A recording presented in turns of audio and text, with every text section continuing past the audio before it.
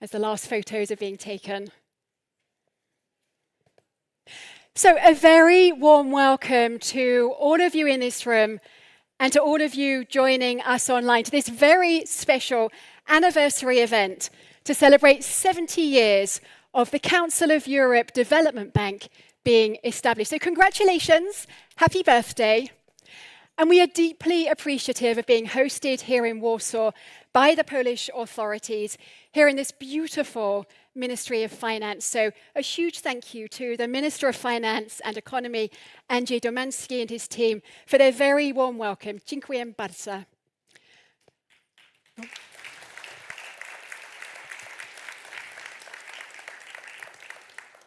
I'm Naomi Lloyd. I'm a TV news journalist and event moderator, and I'm really delighted to be here with you all today as your Master of Ceremonies for this high-level event. As the Council of Europe Development Bank, known as CEB, celebrates 70 years of social investment in people, for people, we wanted to celebrate everything that it's achieved over the last 70 years since its origins in post-World War II Europe. But we also wanted to take a look this afternoon at where Europe's social model is now under pressure in an age of fragmentation, and what's needed for it to continue delivering inclusion and prosperity over the next decade, and how can Europe mobilize the capital at a scale to finance this evolving social model. That's what we're going to be discussing this afternoon. Before we get started, some very quick housekeeping. Our Polish hosts have very generously invited us to hold this event in English. There will also be some French spoken, as both English and French are the official languages of the CEB. So a reminder for those of you in the room, this event is being interpreted between English and French. For those of you watching online, the event is in English. Without further ado, to open our event, I would like to invite to the lectern Minister of Finance and Economy of Poland, Andrzej Domański. Minister, the floor is yours.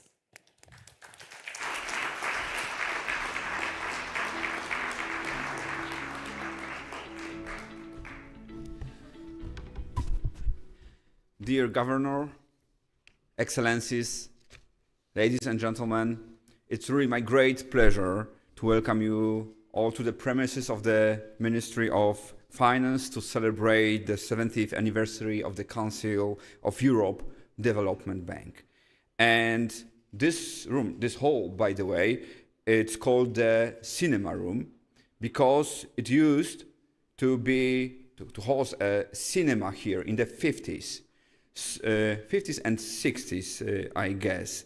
And this also gives me an idea that if Oscars were given for the MDB's performance, then the Council of Europe Development Bank would surely deserve the award. And you are doing a great job, and this job is honestly and is really appreciated by all of us. And during my speech at the joint meeting yesterday, I mentioned the bank's truly unique role and contribution to the development of its members. The bank's achievements over the past 70 years are truly impressive. It's one of the most efficient international institutions with an exclusive social mandate. To date, it had invested over 93 billion euros in more than 2,300 projects across Europe. I'm glad that Poland has been important part of these investments, and those investments are really changing and improving our country. The bank's efficiency, the extensive knowledge of its staff, and their ability to productively facilitate discussions were confirmed last year during the G20 meetings where the CEB chaired discussion among the MDBs. The bank successfully advanced the implementation of the G20 roadmap towards better, bigger, and more effective MDBs. Dear Carlo, my salute to you and your staff. Turning now to today's panel topics. First of all, I'd like to stress that transition to proactive, systemic, and sustainable approach is absolutely necessary for fostering innovation and developing new social models. In addition, restoring Europe's competitiveness, one of the priorities of the Polish presidency last year, is more than essential. We are all well aware that Europe is facing a severe budget puzzle. There are competing demands, the urgent need for increased defense and clean transition investments on the one hand, and limited financial resources on the other. And as a Minister of Finance, I really know what I'm talking about. We must therefore stimulate growth in order to reconcile defense, energy, security, and social objectives. In today's demanding geopolitical environment, competitiveness has rightly become the #1 priority for the European Commission. We recognize the steps taken to simplify processes, encourage investments, and mobilize resources for new projects. However, we must also recognize that global players are putting pressure on Europe by means of new trade rules and intense price competition. In just 1 year since Mario Draghi's report was published, the estimated investment gap in Europe has grown from 800 billion euros to 1.2 trillion. Europe has no shortages of assets. What it lacks is time. If Europe wants to be known for innovation, high-quality products and services, we must unlock investments. This requires stronger capital markets, simpler regulation, and closer cooperation between businesses and the administration. Innovation must remain at the core of our agenda. Europe has outstanding researchers, no doubt about that. Yet, we struggle to bring discoveries to the market and integrate new technologies into industry, into products.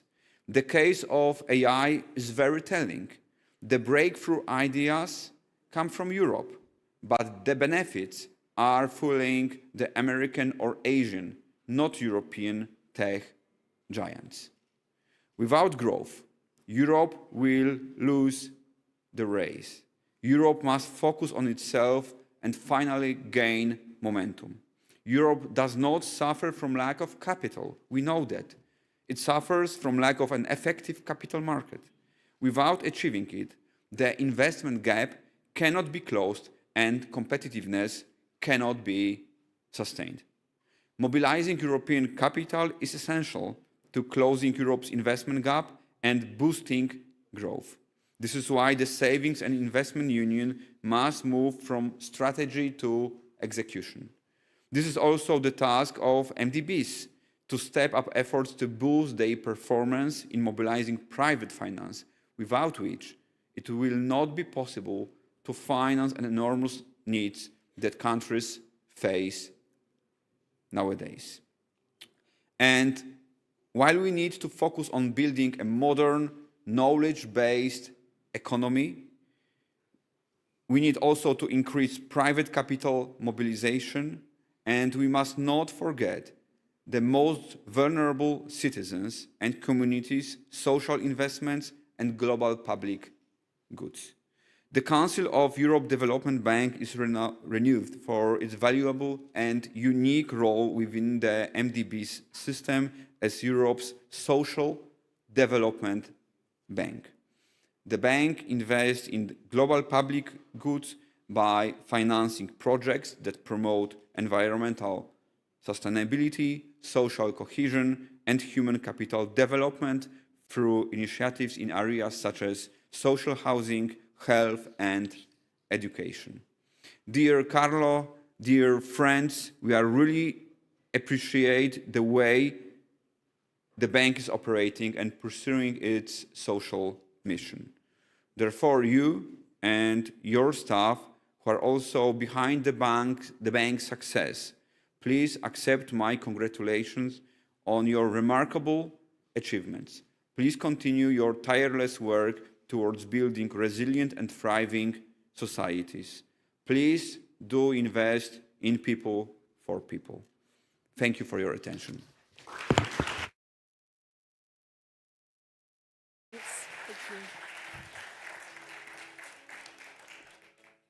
Many thanks indeed, Minister, for your opening words. And I'd now like to invite to the lectern the Governor of the Council of Europe Development Bank, Carlo Monticelli. Governor, the floor is yours.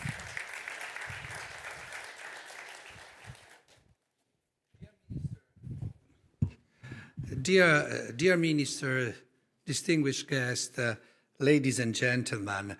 Well, first of all, I must thank to the Minister for awarding me on the spot this Oscar. I'm very happy and proud, particularly because, in Hollywood I would not have really much of a chance. I must admit.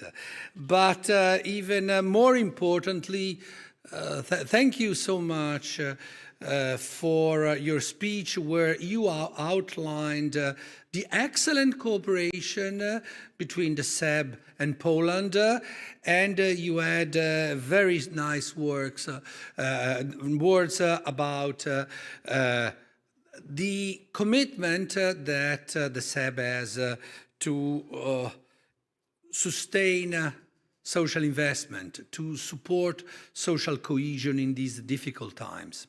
Indeed, my remarks will hinge on the reasons why social investment is indeed important. It has mattered for Europe, and now why it matters even more. The bank's root can be found in the aftermath of the Second World War, a conflict that left Europe devastated, politically fragile, fragmented, torn by antagonistic political systems. Entire population had been uprooted, economies were shattered, institutions were being rebuilt from the ground up. The CEB was established to sustain that effort, in particular by supporting the resettlement of displaced populations and helping restore ruptured social stability. Europe's social needs have evolved, and the bank has evolved with them, expanding its role to finance housing, health, education, and financial inclusion as central pillars of social cohesion and democratic stability. Today, Europe is once again operating in a context of fracture. The current disruption takes a different form. It is driven by a global geopolitical shock which is reshaping international relations. And it's doing that by disavowing the multilateral rule-based order that had underpinned the mightiest creation of wealth and welfare in the history of humankind. International cooperation is weakening. Multilateral institutions are losing endorsement and grip. Nationalism and its villainous twin, protectionism, are on the rise. Development gaps are widening. The calamitous economic consequences of all these are already visible, and alas, they seem set to deepen. Unlike the financial crisis or the COVID pandemic, severe though they were, this shock is broader and more structural, since no new global order is in sight. The transformation reaches into our economies, trade relations, and security. It is redefining the conditions under which our societies function. One of the most visible consequences has been rising economic insecurity. Energy shocks, job dislocation and displacement, combined with the sustained rise in the cost of living, have affected millions of households across Europe, straining social cohesion. But, as with any major disruption, the burden has not been evenly shared. Those already exposed to poverty, exclusion, or weak access to services have been hit the hardest. While economic insecurity is intensifying, the broader international context is reshaping public priorities.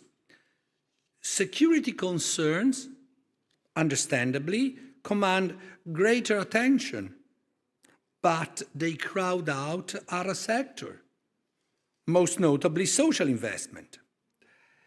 As a result, we see that the allocation of public resources is already changing. In many countries, this has increased the need for social spending precisely at the moment when fiscal space has become even more limited. This combination is malignant for the welfare of society and their inclusiveness. Indeed, taken together, these two trends place sustained stress on Europe's social fabric, compounding existing pressures already created by demographic, technological, and climate transitions, as well as from the Russia's war of aggression against Ukraine. The intense strain shapes the way Europeans perceive their outlook for the future. Almost half of them report greater difficulty than their parents' generation in having access to stable employment, decent housing, and healthcare. And even a larger population share doubt that their prospects will improve for the next generation. When confidence in access to life's essentials and availability of opportunities to improve one's stations deteriorates, social cohesion sags. Despair is rife. Trust in institution wavers. Public debate hardens. The capacity to manage change and sustain adjustment dwindles. Resilience crumbles. In Europe, cohesion and resilience traditionally hinge on the mutual and broad sharing of risks and opportunities, underpinned by the safety net of quasi-universal access to healthcare, education, housing and job opportunities. Social investment is one of the core instruments to maintain this model. By sustaining housing, health, education, and social services, social investment keeps people connected to the labor market, to their communities, to public life.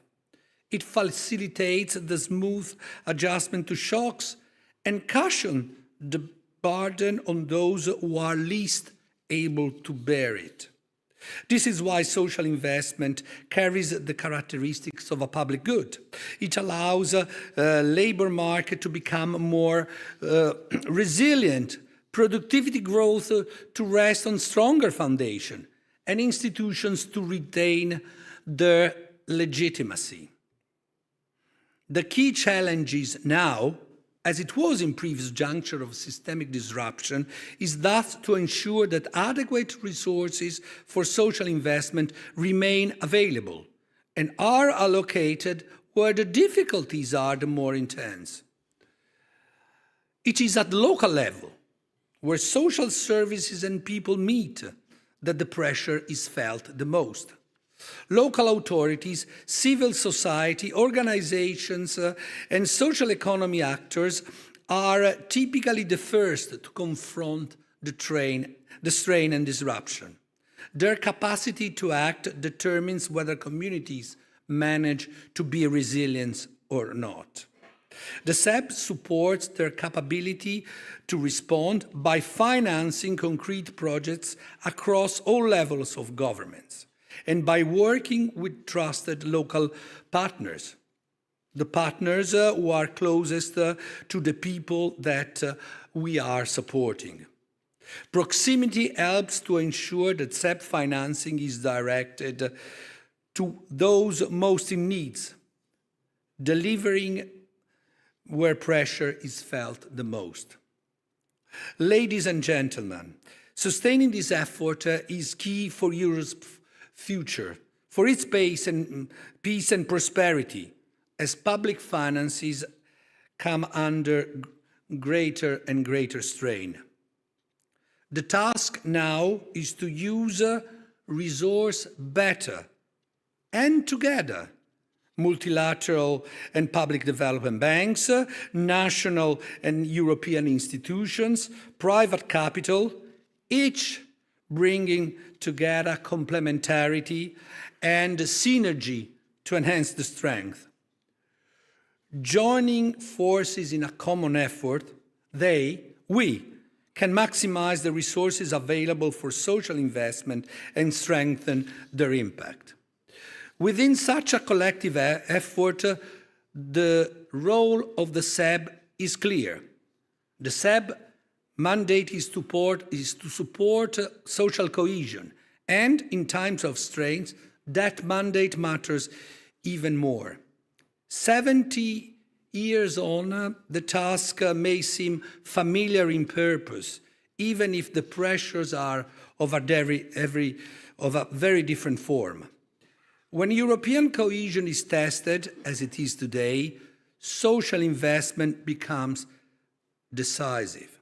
The CEB is and will be here to support its member countries, just as it has been doing with dedication and ingenuity for the last 70 years. Thank you.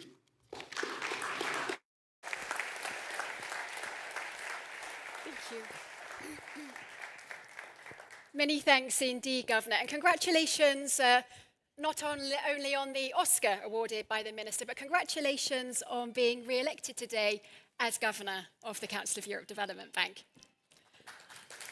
Absolutely. A round of applause.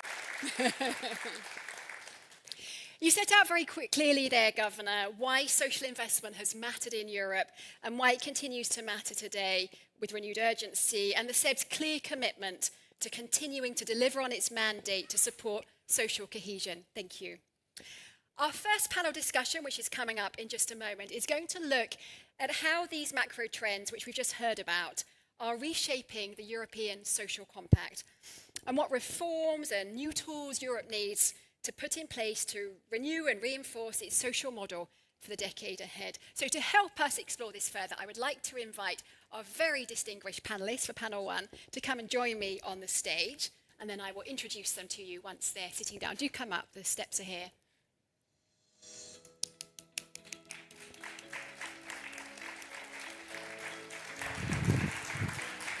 You're in the mid here.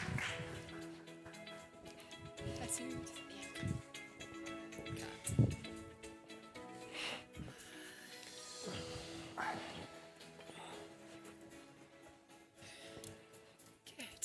Well, welcome to all of you. Great to have you here. Let me introduce you properly to our audience, though I'm sure you need no introduction.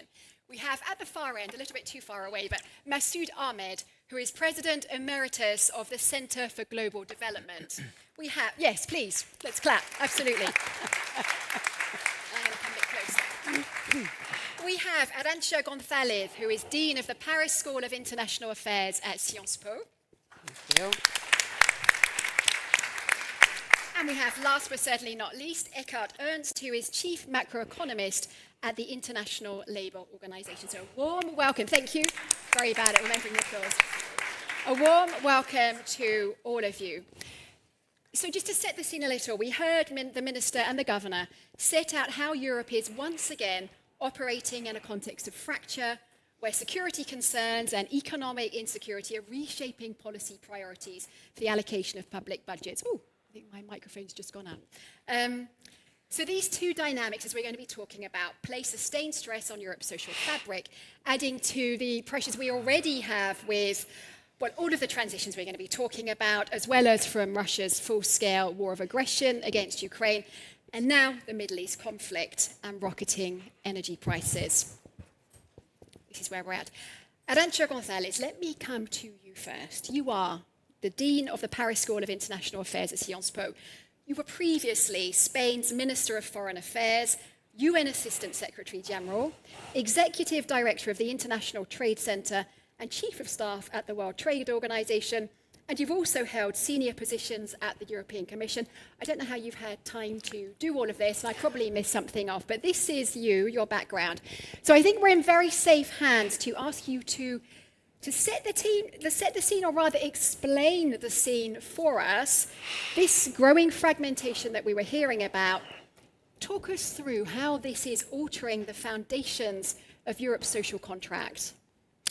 Thank you, Naomi, and happy birthday to the bank, and congratulations to the governor. Congratulations, Carlo, much deserved. This is a difficult conversation because we have to deal with a force that is breaking.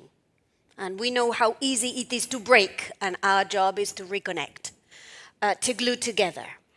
And we have many pieces that are fragmenting at the same time. We've heard geopolitical forces fragmenting international cooperation, which is the bedrock on which more stability and more predictability can be grounded. But I want to talk of 4 other fragmentations that are happening. They are happening in Europe, which at the end of the day is the bank's mandate, and that are making the advancement together, the gluing together, very complicated. The first one is the political fragmentation, the fact that we see more and more polarization that makes it difficult to build consensus. And if you cannot build consensus, and if it is difficult to build consensus, by definition, it's going to be extremely complicated to do reforms. And reforms are necessary to face many of the intractable issues we have ahead of us. And we are, I live in Paris, but I'm Spanish. I travel a little bit around Europe, whether it's pension reforms, whether it's energy market reforms, whether it's housing. These are all reforms that require this consensus building. The second one is economic fragmentation. And, the impact of economic fragmentation is that it creates costs. It creates divergence. And one of the bedrocks on which Europe stands is this idea that there shall be convergence in standards of living, that we are going to pull not everybody down, but we hopefully try to pull everybody up towards better standards. The third fragmentation, which we cannot forget in a conversation in this room, is territorial fragmentation. Territorial fragmentation essentially means that we lower the levels of resilience. And we are living at a time when resilience is a big plus. Now, if we are lowering it because we are fragmenting at the territorial level, where we're weakening territorial solidarity, that has a cost in the form of resilience. The fourth fragmentation that I want to put on the table for this conversation is obviously the generational fragmentation. At the end of the day, we also need some form of fairness in our societies. And this fairness today is very challenged. It's challenged from the huge climate burden that we are pushing on the younger generations. It's been challenged by the fact that, to continue to finance important pensions for our elderly, we also need a very active marketplace with contributions. So this other fragmentation, which we shouldn't forget, is the one that speaks of fairness within our society. So all of this, Naomi, by means of putting on the table a lot of the issues that no doubt the bank and the members of the bank are facing, but which we have to juggle with, to glue together, to find balance so that we can move together faster and in a more solid way. It's a lot of fragmentation. I saw the other panelists nodding, so I'm sure we're going to come back to a lot of this. But talk us through then, how does all of this translate for those who have to manage this fragmentation? So one of the issues that all of this fragmentation produces, and we've heard this from the minister and we've heard this from the governor, is a loss of trust. And at the end of the day, we live in democracies, and you need trust in democracies in order to move forward. The second one is it challenges policy coherence. You know, all these fragmentations need to be brought together. We heard also a little bit of that. You need competitiveness, but you need also to move on security, but you also need to move on decarbonate, and you also need to keep inflation in check, and you. So this challenges policy coherence, which is what you require in order to deal with all these dimensions. I've mentioned uneven resilience, and I want to come back to this notion of resilience, because at the end of the day, we need to be able to pull resilience up. We are as strong as our weakest link. And if we just keep building weak links, we lower the security and the safety for everyone. And my final point would be on the doubts that are growing on our citizens about the ability of public administrations and states to deliver change.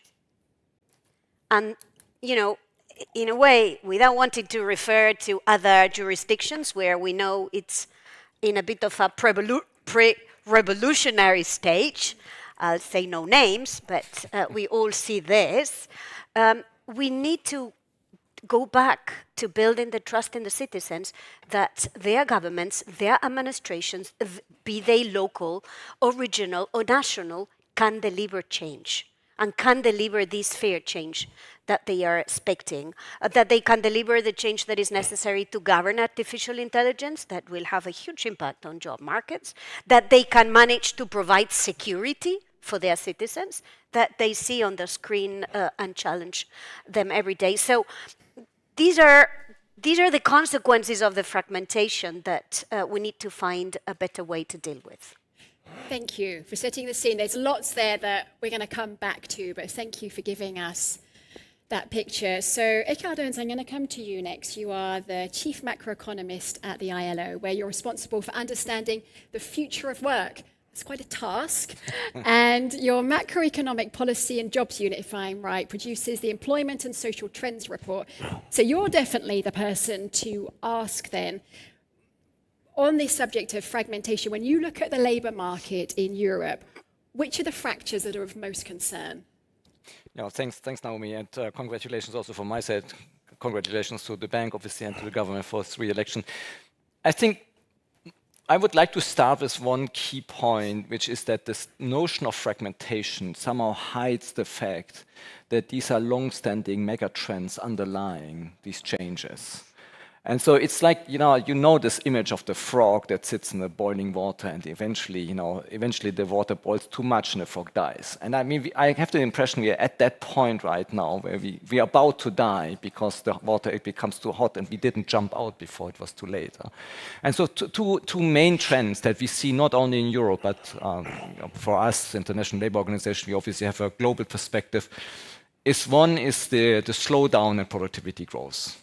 We have this seen in advanced economies of the last 70 years, essentially since the Second World War. But you also see this in countries like China. And when you look at Chinese growth, productivity growth right now, it's actually below the level it was 30 years ago when South Korea had the same level of development as China has now. So China as well is slowing too fast. And that's, as I said, it's a general problem that we see. And the second, actually related point to it is population aging. So it's a slow-moving process. People don't necessarily recognize it because you don't necessarily see the kids are missing in the streets. You only notice it when you actually move or visit maybe other countries outside Europe. Then you actually realize how many more young kids you see in the street than here. And so these slow-moving processes essentially bring us to this boiling point where these fragmentations appear. And one example, and this relates to some of the points you raised, is the fact that because of the pie shrinking, or at least not growing as fast anymore, and because of institutional settings that distribute growth in a certain way, we see that the pie is shrinking, but certain groups still get the same share, or the same amount, not even a share. The shares for them is growing. So that is to say that there's an increasing part of the population actually sees their part shrinking. And that's what, for us at least, what underlies this lack in trust, because people actually feel they do not longer benefit from all the effort they put in. I always say this, I find it actually really surprising when I look at my kids, how much they already anticipate the fact that they will not have the same type of pensions that we have or that my parents had. So they start kind of in thinking about financial education, trying to kind of understand what opportunities they have. But that really simply is just an illustration of the fact that they already anticipate that their part of the pie will shrinking inexorably. And so we have this really double challenge of slowing productivity growth, for which we have not found a good solution. And so this fragmentation is really an issue of long-standing problems that we haven't really solved properly. Thank you, I think. Okay. And I mean, you've touched on this, but talk us through a little more. I mean, some of them are obvious, perhaps, but the risks that all of this poses to social cohesion. I mean, one interesting fact that then maybe I can add to what I was just saying is that we used to kind of focus very much on activation, on employment. There was this OECD jobs strategy in the 90s, if you remember, Lisbon strategy in the early 2000s. We kind of wanted to bring people back into jobs. But the problem is actually, if you don't prepare these people properly for the labor market, they end up doing jobs that are relatively poorly paid. So Europe right now has one of the highest labor force participation rates in the world, much higher than in North America, for instance. So it's just to say that we actually no longer have a problem bringing people back into employment. We have maybe in certain pockets for certain groups of the labor market, in particular for women, it's still a challenge in some parts of Europe to bring them back into the labor market. But we don't have the problem of employment right now. The unemployment rate, if you look at, you mentioned our employment trends report, if you look at the unemployment rate right now, it's the lowest that it has ever been since we started recording these numbers. But the problem is that these people don't make money out of the jobs that they have, and so they feel frustrated. You see a rise in social unrest. We have measures for that as well, which is again this issue of trust. We see failing institutions in terms of education. We see failing institutions in terms of pension and healthcare. I don't know in this country, but when I look in the neighboring country to where I live in France, there's a huge concern that healthcare is not provided to the same level. And so the problem is really that because we don't have any more these kind of gains from our productive activities, we can no longer afford the same level of social security, the same level of social services. Thank you. I know a lot of your work focuses on artificial intelligence and demographic change. We said of the future of work. Let's talk about AI and automation, reshaping policy, and where are the highest return social investments? So I think one key challenge right now that we see is that AI will disrupt the workplace much faster than any technology that we have seen in the past. And that doesn't mean necessarily that people will lose their jobs. Actually, on the jobs front, again, we don't see much happening right now. We don't see many people losing their jobs because of AI. Maybe not yet, who knows, but certainly of the first instances of what we see is not the case. What we do see is that the skills requirements, the competence requirements shift much faster. And that is not only true for young people who enter the labor market, but it's also true for people who are already in jobs, especially people who are in their late 40s, early 50s.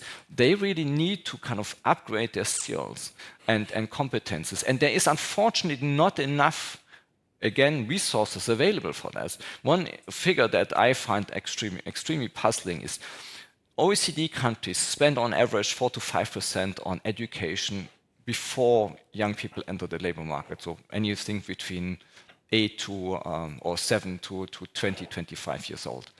Once you enter the labor market, adult education is 0.1, 0.2% of GDP. So you actually spend 20 or 30 times more money just on the young population than you spend on your entire career afterwards, you know, the 40 years that you have in the labor market.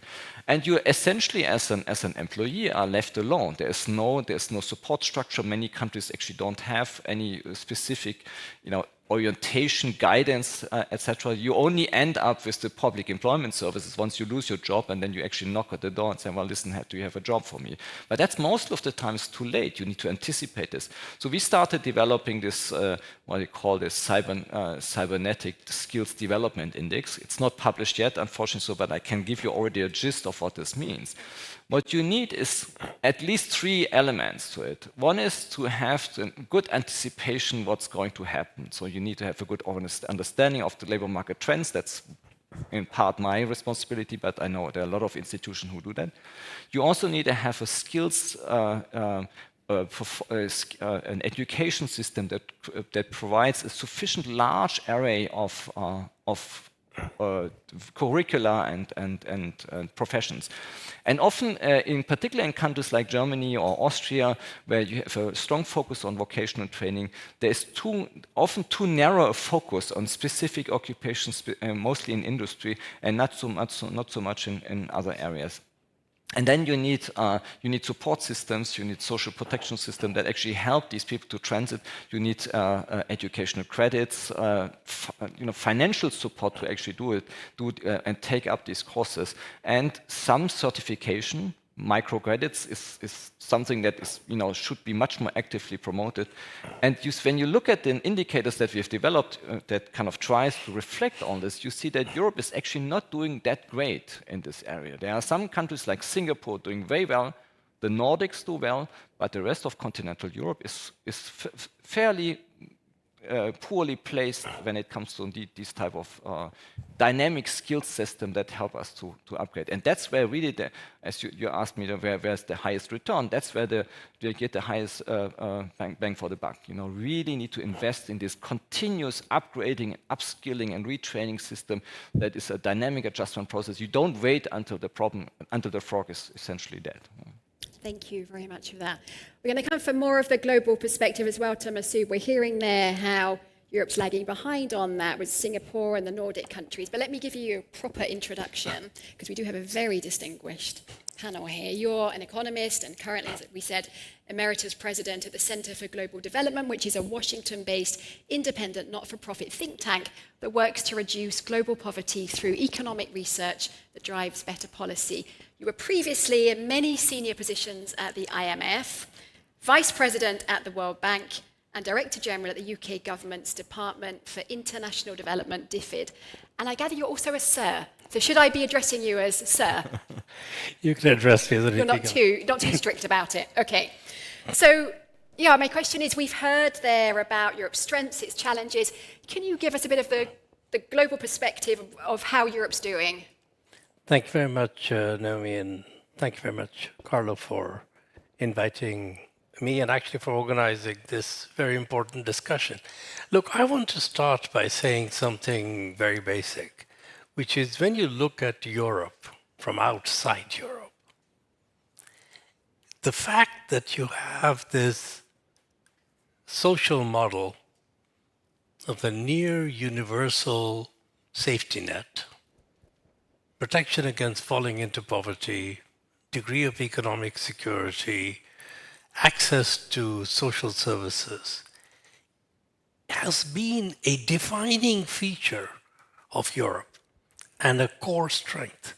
So I think the important, from within, when you sit inside Europe, it's easy to see the big challenges and the changes, and I'll get to the changes, It's also easy to complain about it because, the health service is not quite what it used to be, and it takes too long to get seen by a specialist, and the kids' schools aren't as good as we thought they were when we were kids. But honestly, there's nowhere else in the world where you have the degree of personal security that comes from the societal structures we have in place. And so the real challenge, I think, going forward is how can you preserve that sense of security in a world where there are so many things trying to challenge it, right? I think, Carlo, you said that somewhere in your speech that we have to ensure that there are adequate resources for social investment. But with all the other pressures, I don't think that we will have adequate resources for social investment of the model that we had in the past.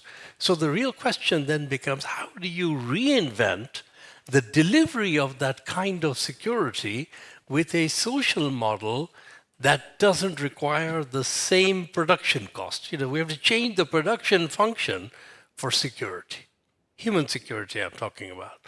And there, we can get into all the challenges and the trends, but apart from the fragmentation that you mentioned, and Ekkehard, you talked about the changing nature of work, but there's a fundamental basic demographic change happening. There are more people who are going to need care as Europe gets older, and fewer people who are going to generate the resources to supply the system. And we're also going to have a situation where there's lots of additional demands on the fiscal budget. So, the time of this model was when fiscal positions were a bit more comfortable than they are today. And we're going to have to spend 2-3% of GDP on defense going forward extra.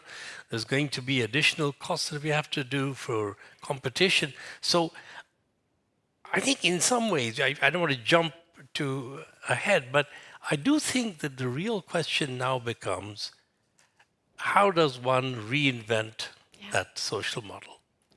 Thank you. And we are going to return to that. I'm itching to sort of talk further about that. We'll come back to that. Thank you for reminding us what we do have. I know that Ekkehard really tapped into that sense when you mentioned your children, and I know that from conversations I have as well, of that sense of they already know it's not going to be that shrinking pie. They know it's not going to be the same for them. Maybe can you talk to us a little more? We were talking about Europe, rich advanced countries, and social inclusion. How much of a priority is that in emerging economies? What does it look like there? What could we learn or see? I'll come to your question, but I just want to say one more thing, if I may, which is, I think, Ekkehard, what you were saying about lifelong learning becoming the model, and almost every European country is investing huge amounts into education until you're 25, virtually nothing once you get into the labor force. And we're saying that actually the future model, do a fast forward 10 years, 15 years from now, the nature of learning is going to be split much more evenly between what you spend up to 25 and what you do later. You can take that same example into health and education spending, health spending. You can take it into other areas where we provide currently the social safety net. And I think the challenge in a way is going to be, how do we reinvent it so that Europe is not just the leader in helping people who are impacted by shocks to cope, but in preparing people who are able to thrive in a world where the shocks are going to be much more frequent. So transition, there's no lifelong employment anymore. Nobody's going to get into a job where they think they're going to stay. All the young people that I know if you ask them what they plan to do 5 years from now, when you ask me when I was their age, or any of us, some of us, I should say, if you asked us 20, 30 years ago, what would we do 5 years from now, we would think of our progression within the same organization, maybe think of having more responsibility, having a different job. Now, if you ask people in their 20s, what will they do 5 years from now, they have very different ideas about maybe they'll be doing something completely different. So lifelong employment isn't there, and I think we have to go. Now, just to quickly finish on your emerging markets point. Look, I think some of the challenges that emerging markets, developing countries are facing on social inclusion are similar to ours in Europe.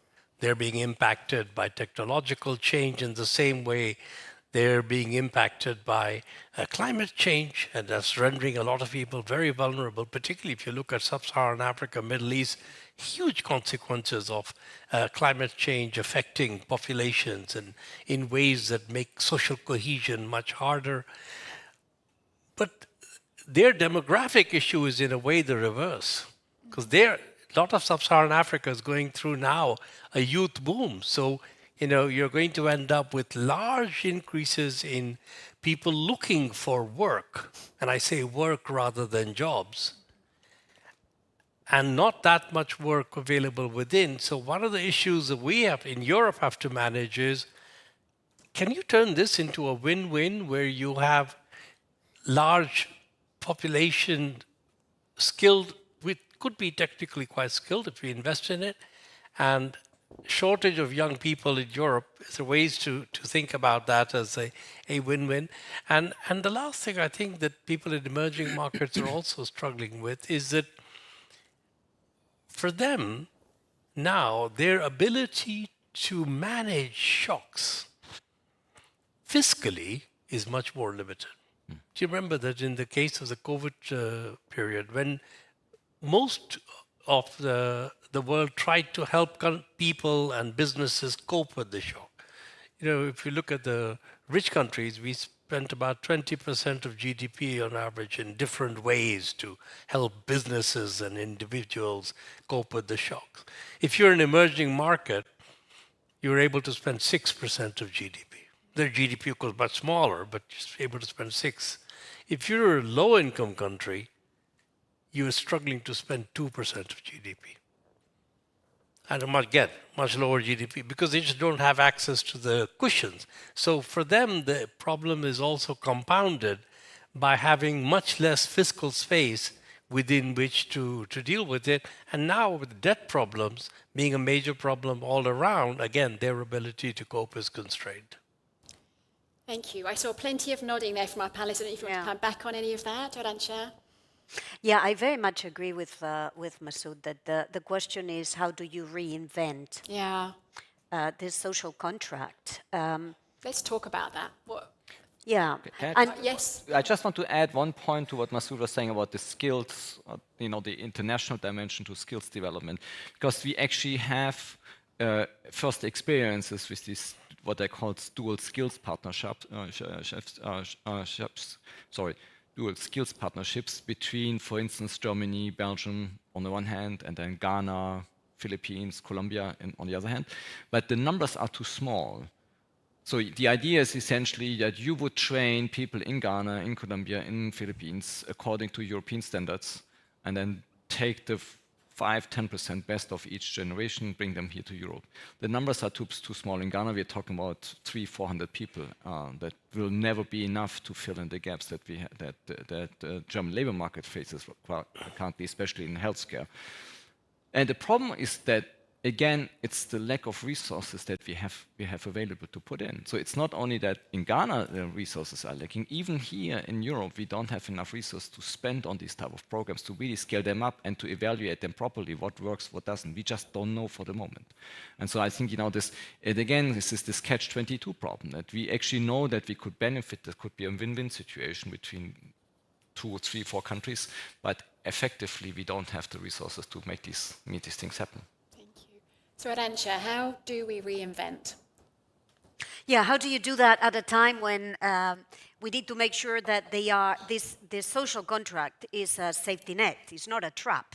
It's not the sweet trap, Right. but it's the enabler that allows you to navigate a world that is changing and is changing very fast. And therefore, how do you adjust this social contract with a notion of equity? Because at the end of the day, this notion is essential, with a notion of resilience, and with a notion that it's about shared prosperity. Now, I say all of this, and I'm very conscious that I'm using words that are not really very frequently used today in our lingo. Let's start with this realization. You know, shared prosperity now is a word that in some places is banned. So how do we also push back? It's perhaps for Europe a big question. Now, doing this essentially takes us to the question of how do you do reforms? And to paraphrase a former president of the European Commission, how do you do reforms and be elected? Which at the end of the day is, again, back to how do you do all these adjustments, but make sure that that you've got also politicians that feel that they can do that. And I want to build on two issues that have appeared in our discussion that require a very serious conversation with this notion of reform. One is demographics.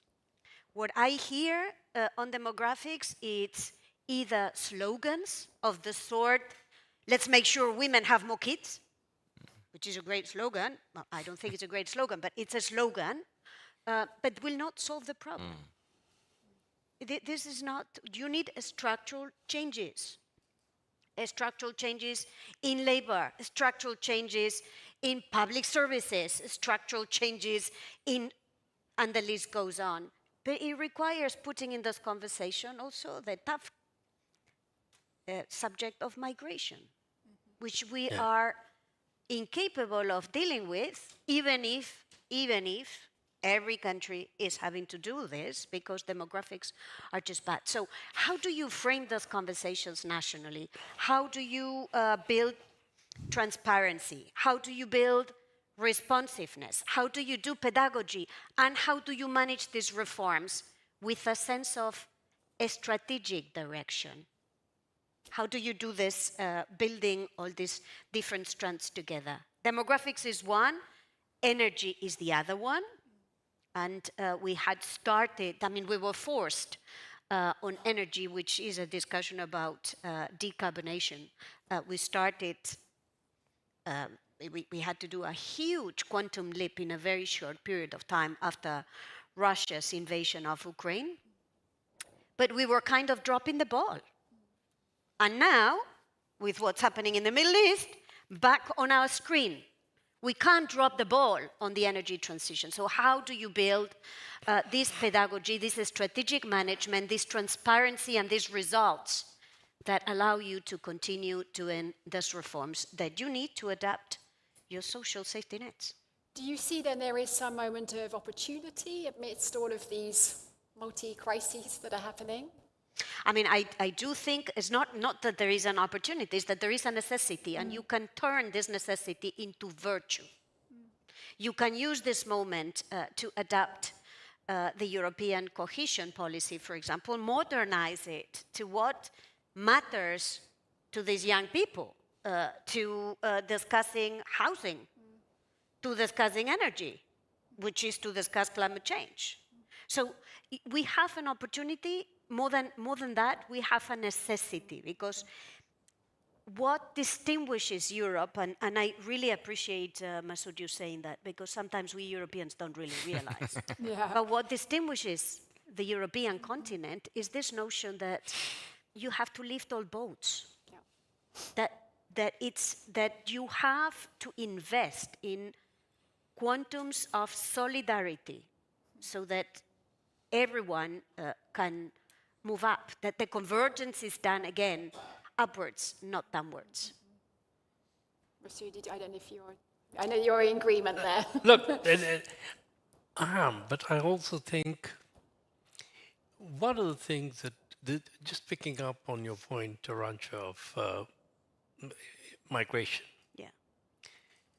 The fact is that in every country now, significant role is being played by people who have arrived relatively recently and who are doing all kinds of jobs that would otherwise be hard to do.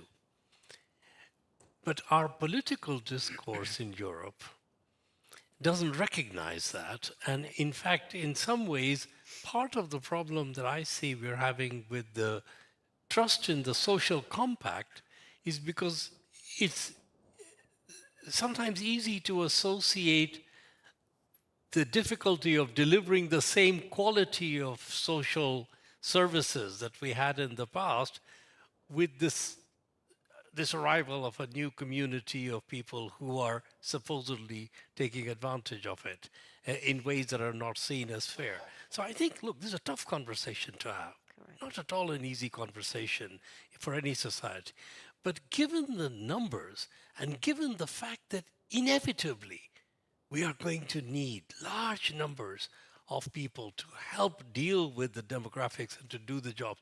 We need, 70,000 people to do air conditioning repair for heat pumps. If we want to switch to heat pumps, we need heat pump engineers, 70,000 of them in Europe, right? And it's going to be very hard to train them all from within. So we need to have this conversation and find a way where you have an equilibrium where people don't use this as a sort of easy scapegoat for blaming other problems that are either driven by technology or they're driven by internal demographics. Thank you. If anyone wants to come back on that, but let's come back to the issue of trust in governments and how we rebuild that. I don't know if you want to pick up again on that, Arancha, or... No, to me, political trust is a function of several elements. I think we've mentioned a number of them. Is be a bit more transparent. Also, what the trade-offs are. The trade-off is not more migration or less migration. The trade-off is if you need it, you have to manage it. Right. It's not going to happen spontaneously. So, a bit more transparent over the elements of the challenges that you need to manage. Discussing more about the results.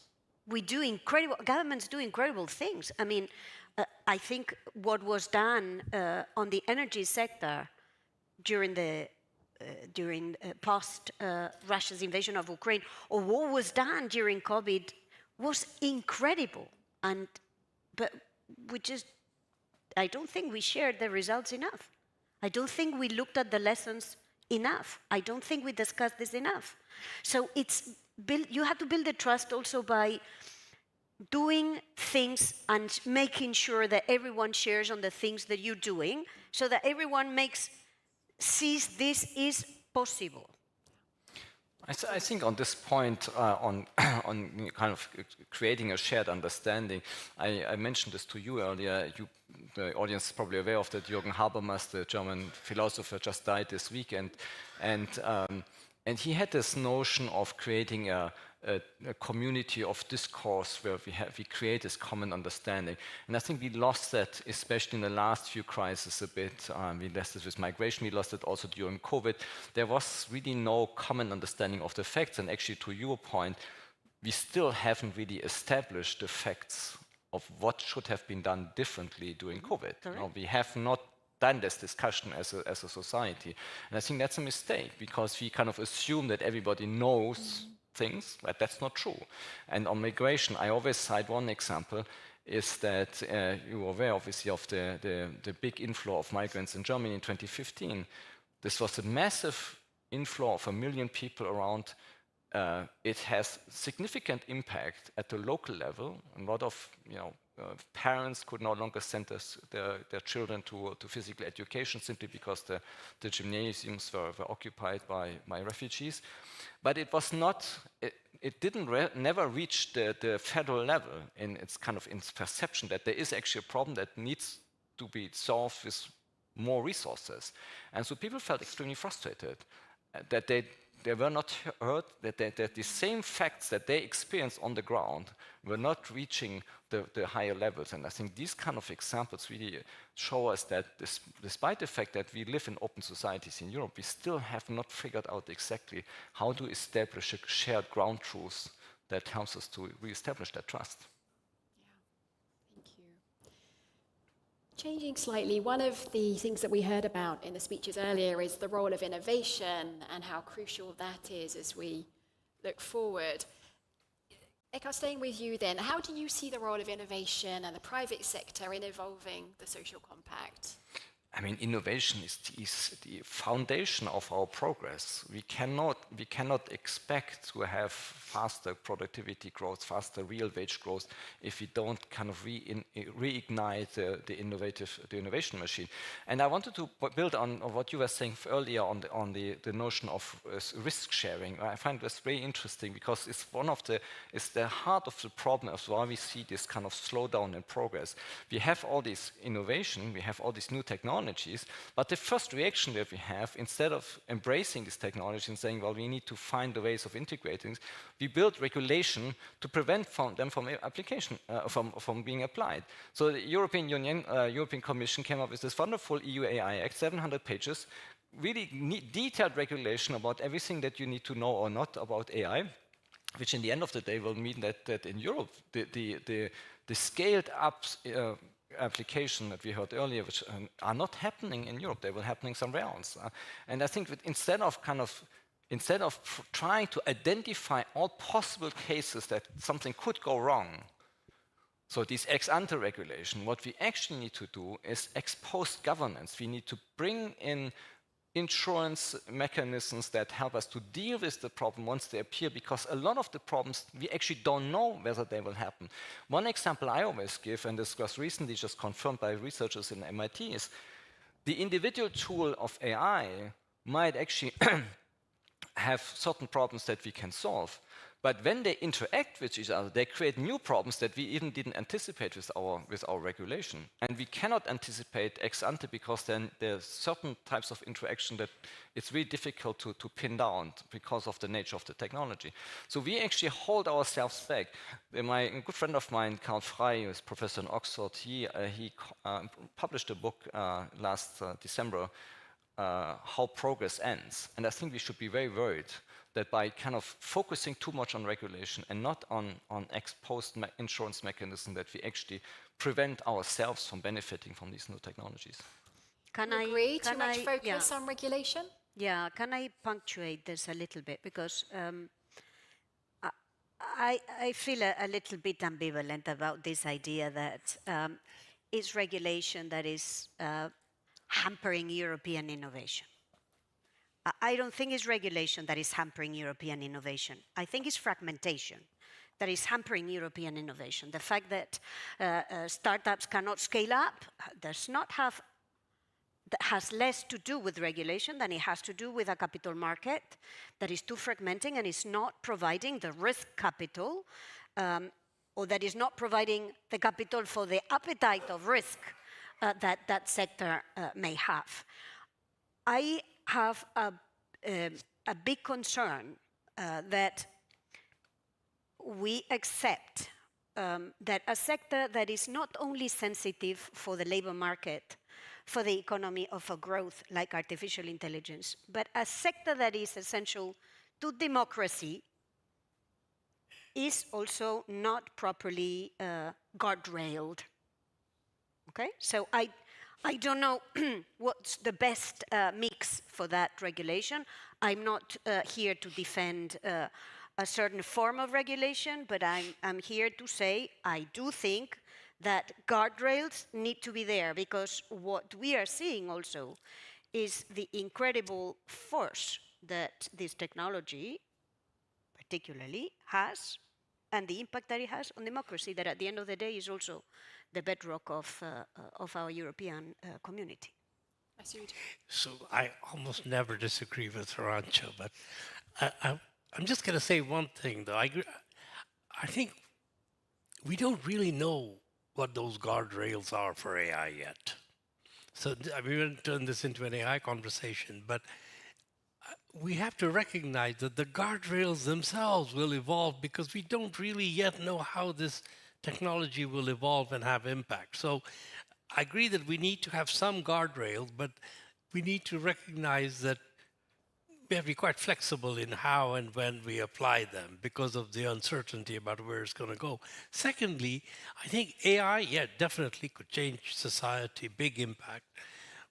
But you listen to people who are trying to invest in Europe in lots of sectors, and they have this sort of same refrain about, and it's fragmentation and regulation combined. You know, if you want to set up a telecoms business in the EU, you've got to get 27 different countries to actually sign off on it. And so their complaints are that the single market issue in some ways, you know, and I think the recipes are kind of on the table, right? I agree. I mean, they've been there for a while. The question really is, how do you build consensus to move forward with some of those recipes, or at least some of the solutions that have been put on the table? Maybe starting with the ones that are least, that on which the controversies are less. Because what I worry about is that 5 years from now, you know, we'll be having a review of the Draghi report, and I'm not sure we'll actually be all that further along in implementation unless we change the rhythm of implementation. So I think on balance, maybe we make a few mistakes by deregulating too quickly and come back and fix them, because there aren't that many examples in Europe where we have deregulated too fast. Maybe more examples where we've been slower to deregulate.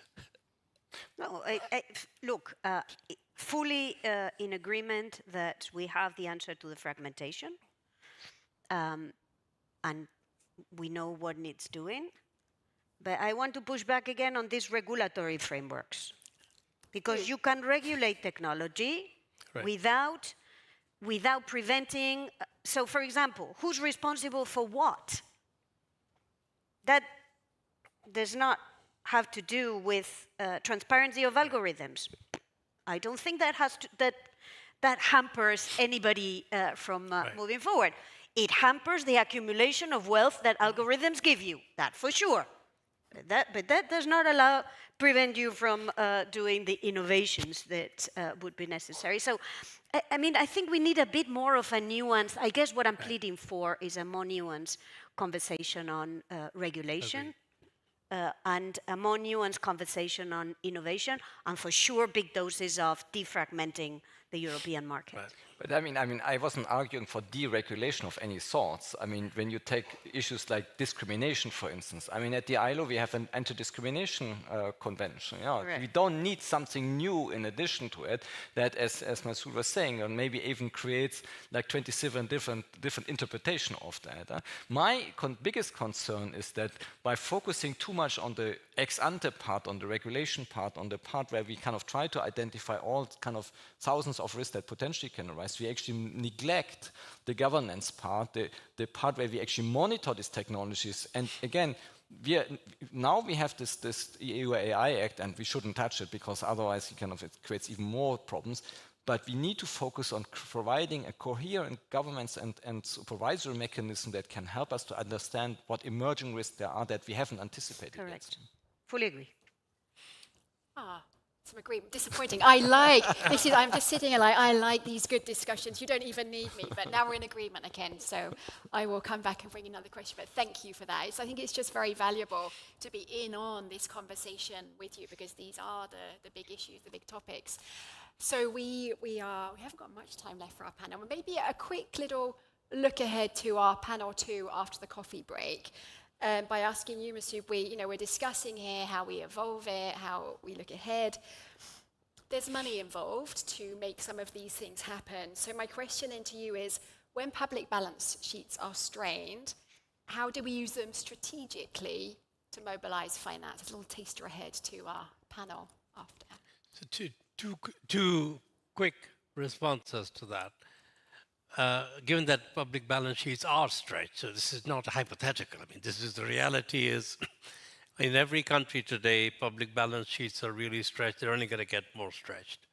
First is trying to use public money to encourage, say, private money to come in, etc., has to be compared with the other policy tools that could encourage the same outcome. Public money is not a substitute for bad policy. I think the minister made this important point in his speech, which was that, if you've got a capital market, single market isn't working, capital market is fragmented or shallow, if you take too long to get decisions, there's no contract sanctity. These things aren't going to be compensated for by offering a sweetener from public money to the private sector. It's just going to wait on the sideline until these things get resolved. And the second thing is that because public money is so precious, you have to leverage it. And a very good instrument for leveraging them are the development banks. Small amount of public money into capital of development banks can turn that same money over and over again. I have the numbers in my head for the World Bank because I happen to be in Washington. I think the aggregate amount of shareholder capital that has been put into the World Bank so far, since its creation, is less than 25 billion. Okay? And that 25 billion has generated over 900 billion of long-term loans over its lifetime. There's no other mechanism that we have. We have CEB sitting here, we have all the development banks, Marcus here from the EBRD. This is an excellent instrument for leveraging. But these institutions need to adapt and change because they have to also think about how they can get the most leveraging from the money they lend, particularly by helping the private sector come in, again, with the right combination of policy and subsidies, but helping them to come in and do the job. Thank you. Okay, that's to be continued after the coffee break. So a final question to all of you before we bring our panel to an end is, okay, so we've talked about how Europe's social needs have evolved over the past 70 years and how the CEB has evolved with it, expanding its role now to support housing, health and education and financial inclusion as central pillars of social cohesion. So the question is, at this time of fragmentation, which we've discussed, how do you see the CEB's role over the next decade in supporting social cohesion? Ekkehard, I'll come to you first. I think what I actually appreciate very much with CEB and with its mandate is the fact that you focus specifically on social issues. It's not about infrastructure development. It's not about I don't know, like the IMF doing balance sheet repayments. It's really kind of focusing on the long-term challenges. And one key point I find really interesting is the connectivity between different issues. Issues on health, issues on social, on education, on housing. I think these kind of trying to leverage these policy complementarities, figuring out where the sweet spots are, where you can get the biggest bang for the buck, I think is for me something where I would say that I would encourage you to actually do this even further. We at the ILO, we have our job diagnostics framework that we use when we discuss with labor ministries to identify where is it that you actually should focus your attention on. And one specific example I wanted to give you, because I came just back from Brussels for an event, is there's this new notion of brain capital. The idea that you actually need to invest not only in the physical health of your population, but also in your cognitive health. That starts at a young age, but it goes all the way to older person that have cognitive decline. And there are frameworks now that are developed together with McKinsey, for instance, that identify mechanisms by which you can support aging populations to stay cognitively healthy and take up the idea of lifelong learning and be able to perform even at an older age, 60, 65, maybe 70, depending on how the pension regulation evolves. And I think I would really encourage CEB as well to look into this kind of combination of healthy aging and education. Brain capital. Okay, thank you for sharing that with us. But Arancha, same question to you for the CEB's role over the next decade supporting social cohesion.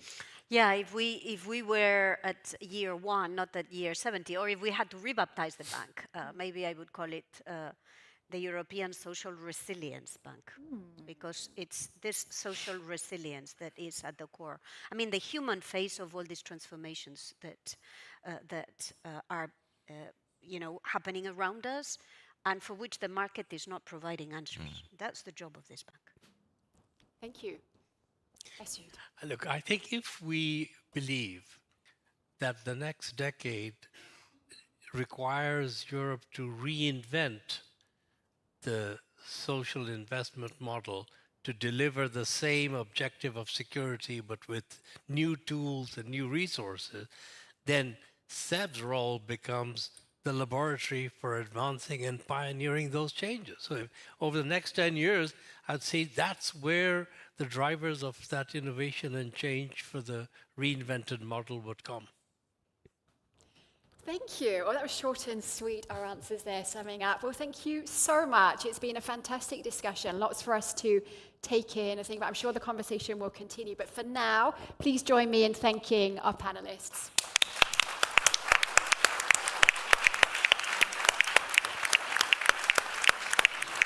Just to say, it is now time for our coffee break. You have 15, 20 minutes. I understand coffee's at the break. Enjoy your coffee, your networking, but please be back here for part 2 in about 20 minutes. Thank you. Great. Thanks, Thank panelists. you. Thank you. Great It was discussion. Thank Thank Great you. moderation. Naomi.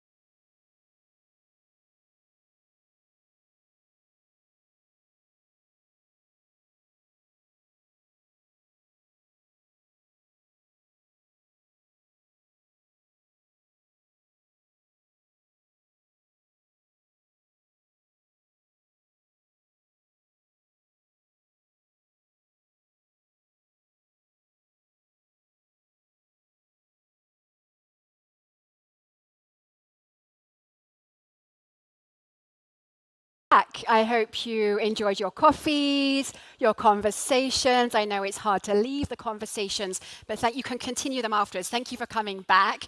So that was quite a first half. Lots that we talked about there. Obviously, we're talking about Europe's evolving social models, and now we turn to look at the core challenge of how to finance them sustainably. And for that, I would like my second round of panelists to join me on the stage, and they are going to help us explore this further. So do come. My panelists are a little scattered, but please come and join me on the stage. Yeah, round of applause. Make them feel welcome. There we are. So, and then now. There we are. Mark, you're next to me. Excellent. Everyone's in their seats. You have your water. We're ready to go. Okay, so I'm sure, again, you need no introduction, but let me introduce you properly. So right at the end, we have Mateusz Szturek, who is a member of the Management Board and Chief Risk Officer of the Polish Development Bank, BGK. Welcome. I'm still staggered by your pronunciation. Well, we haven't got to the end of the panel yet. Next up, we have Mikołaj Dowgielewicz. Oh, not so good. No, it was good. Who is Deputy Secretary General at the European Investment Bank. Okay, I'm going to practice that again later. And we have Sandrine Gaudin, who is Vice Governor for Financial Strategy at the Council of Europe Development Bank. And we have Mark Bowman, who is Vice President of Policy and Partnerships at the European Bank for Reconstruction and Development. So a warm welcome to all of you. I'm looking forward to our conversation. I hope you can see me over there. I feel like maybe I need to move my chair because I'm a little bit, I can't see you, so how's that? Is that okay? Can you all see everyone? Okay, good. So let's sort of do a bit more introductions and get to know each other, because I think it's worth introducing the wealth of experience we have here. So let's see, Mark, you were previously Director General of International Finance at the UK's Treasury, where you led work with foreign finance ministries, central banks and international institutions. Sandrine, you previously served as Secretary General for European Affairs, an advisor for Europe to the French Prime Minister, as well as in the French Ministries of Defence, Foreign Affairs and Economy and Finance. Mikołaj, you were previously Vice Governor of the CEB and the Minister for European Affairs of Poland. And Mateusz, you were previously the Minister of Finance of Poland, Chief Central and Eastern Europe Economist at ING Bank and Lead EU Economist at the EBRD. So we have no one's telling me I got that wrong. So you have a very distinguished panel with plenty of experience, and it seems that your paths may have crossed before plenty of times. There's a lot of links there. Okay, so we can talk about that later. So a quick reminder that the CEB is, as I said at the start, a bilingual bank working in both English and French. So this panel is also bilingual to reflect this, and those of you in the room, you do of course have access to interpretation. All right, let's get started then. So let's get to know your institutions a little better. Each of them operates in Europe with different mandates and tools. So to each of you, the same question: how would you define your bank's niche? And can you share an example of a project that demonstrates your bank's role in supporting social cohesion in Europe? And Mark, I'll come straight to you then, please.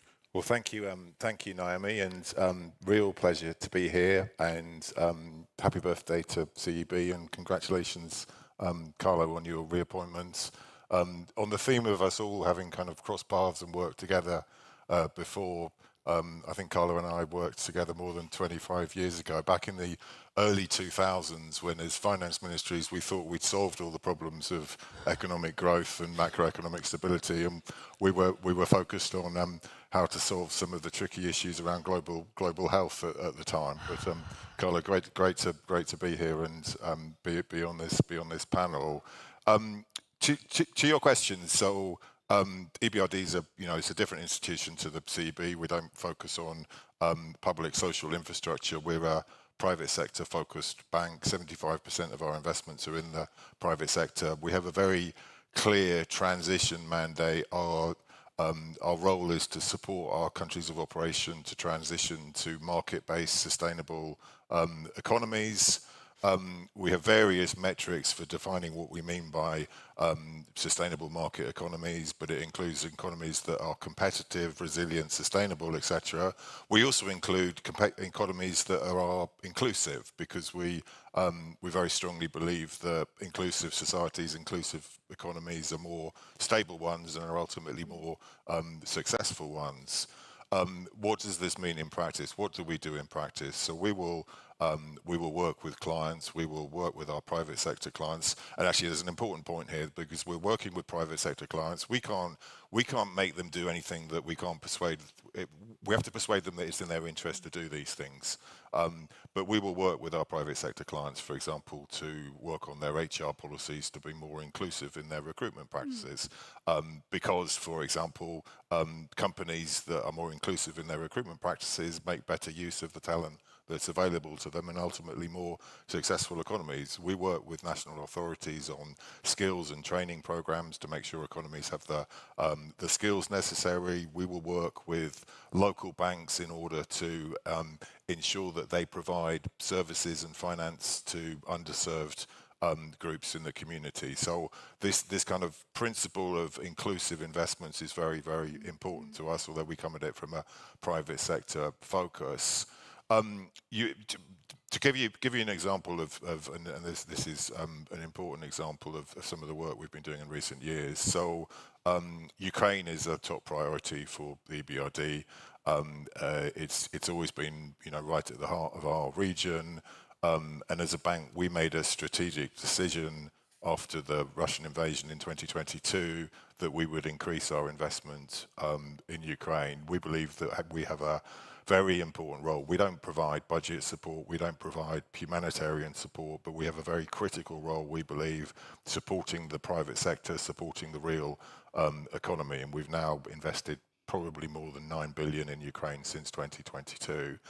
Interestingly, 80%, more than 80% of our projects in Ukraine have had a human capital component. And what do we mean by that? We mean that we've been working with clients, helping them to manage their workforces. And this isn't a kind of nice to have. This is an absolutely kind of essential part of an emergency response. Because if you've been managing a business or a state-owned enterprise in Ukraine, dealing with some of the workforce challenges of internally displaced people, people who have left the country, people who have gone off to fight on the front line, the management of workforces has been a kind of critical component. And as I say, 80% of or something more than 80% of our projects in Ukraine have had a human capital component. Just to give you one example of the kind of work we've been doing. Really interesting. Thank you. Sandrine, the same question to you, please. C'est assez difficile de définir de façon originale le mandat de la Banque de développement du Conseil de l'Europe, parce que dans la salle, il y a tous les actionnaires, tous les ambassadeurs qui connaissent peut-être même mieux que moi ce que fait la banque.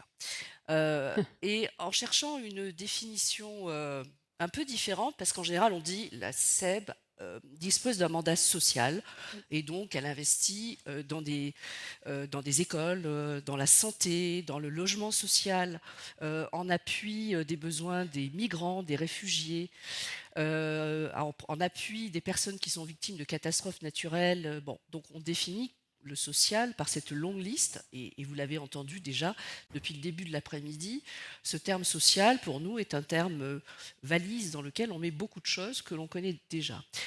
Je me disais que j'allais essayer de vous donner une définition un peu plus originale. Et je pense que j'ai entendu des mots dans le premier panel qui étaient intéressants, des mots de résilience, des mots de inclusion sociale, des mots de cohésion sociale. Et je me disais, ces mots, ils peuvent parfois être un peu conceptuels, un peu creux, un peu vides de sens. Et en fait, la CEB, elle est là pour les remplir. Elle est là pour remplir ces mots avec du sens. Et donc, c'est une banque qui est extrêmement attachante parce que justement, elle a du sens.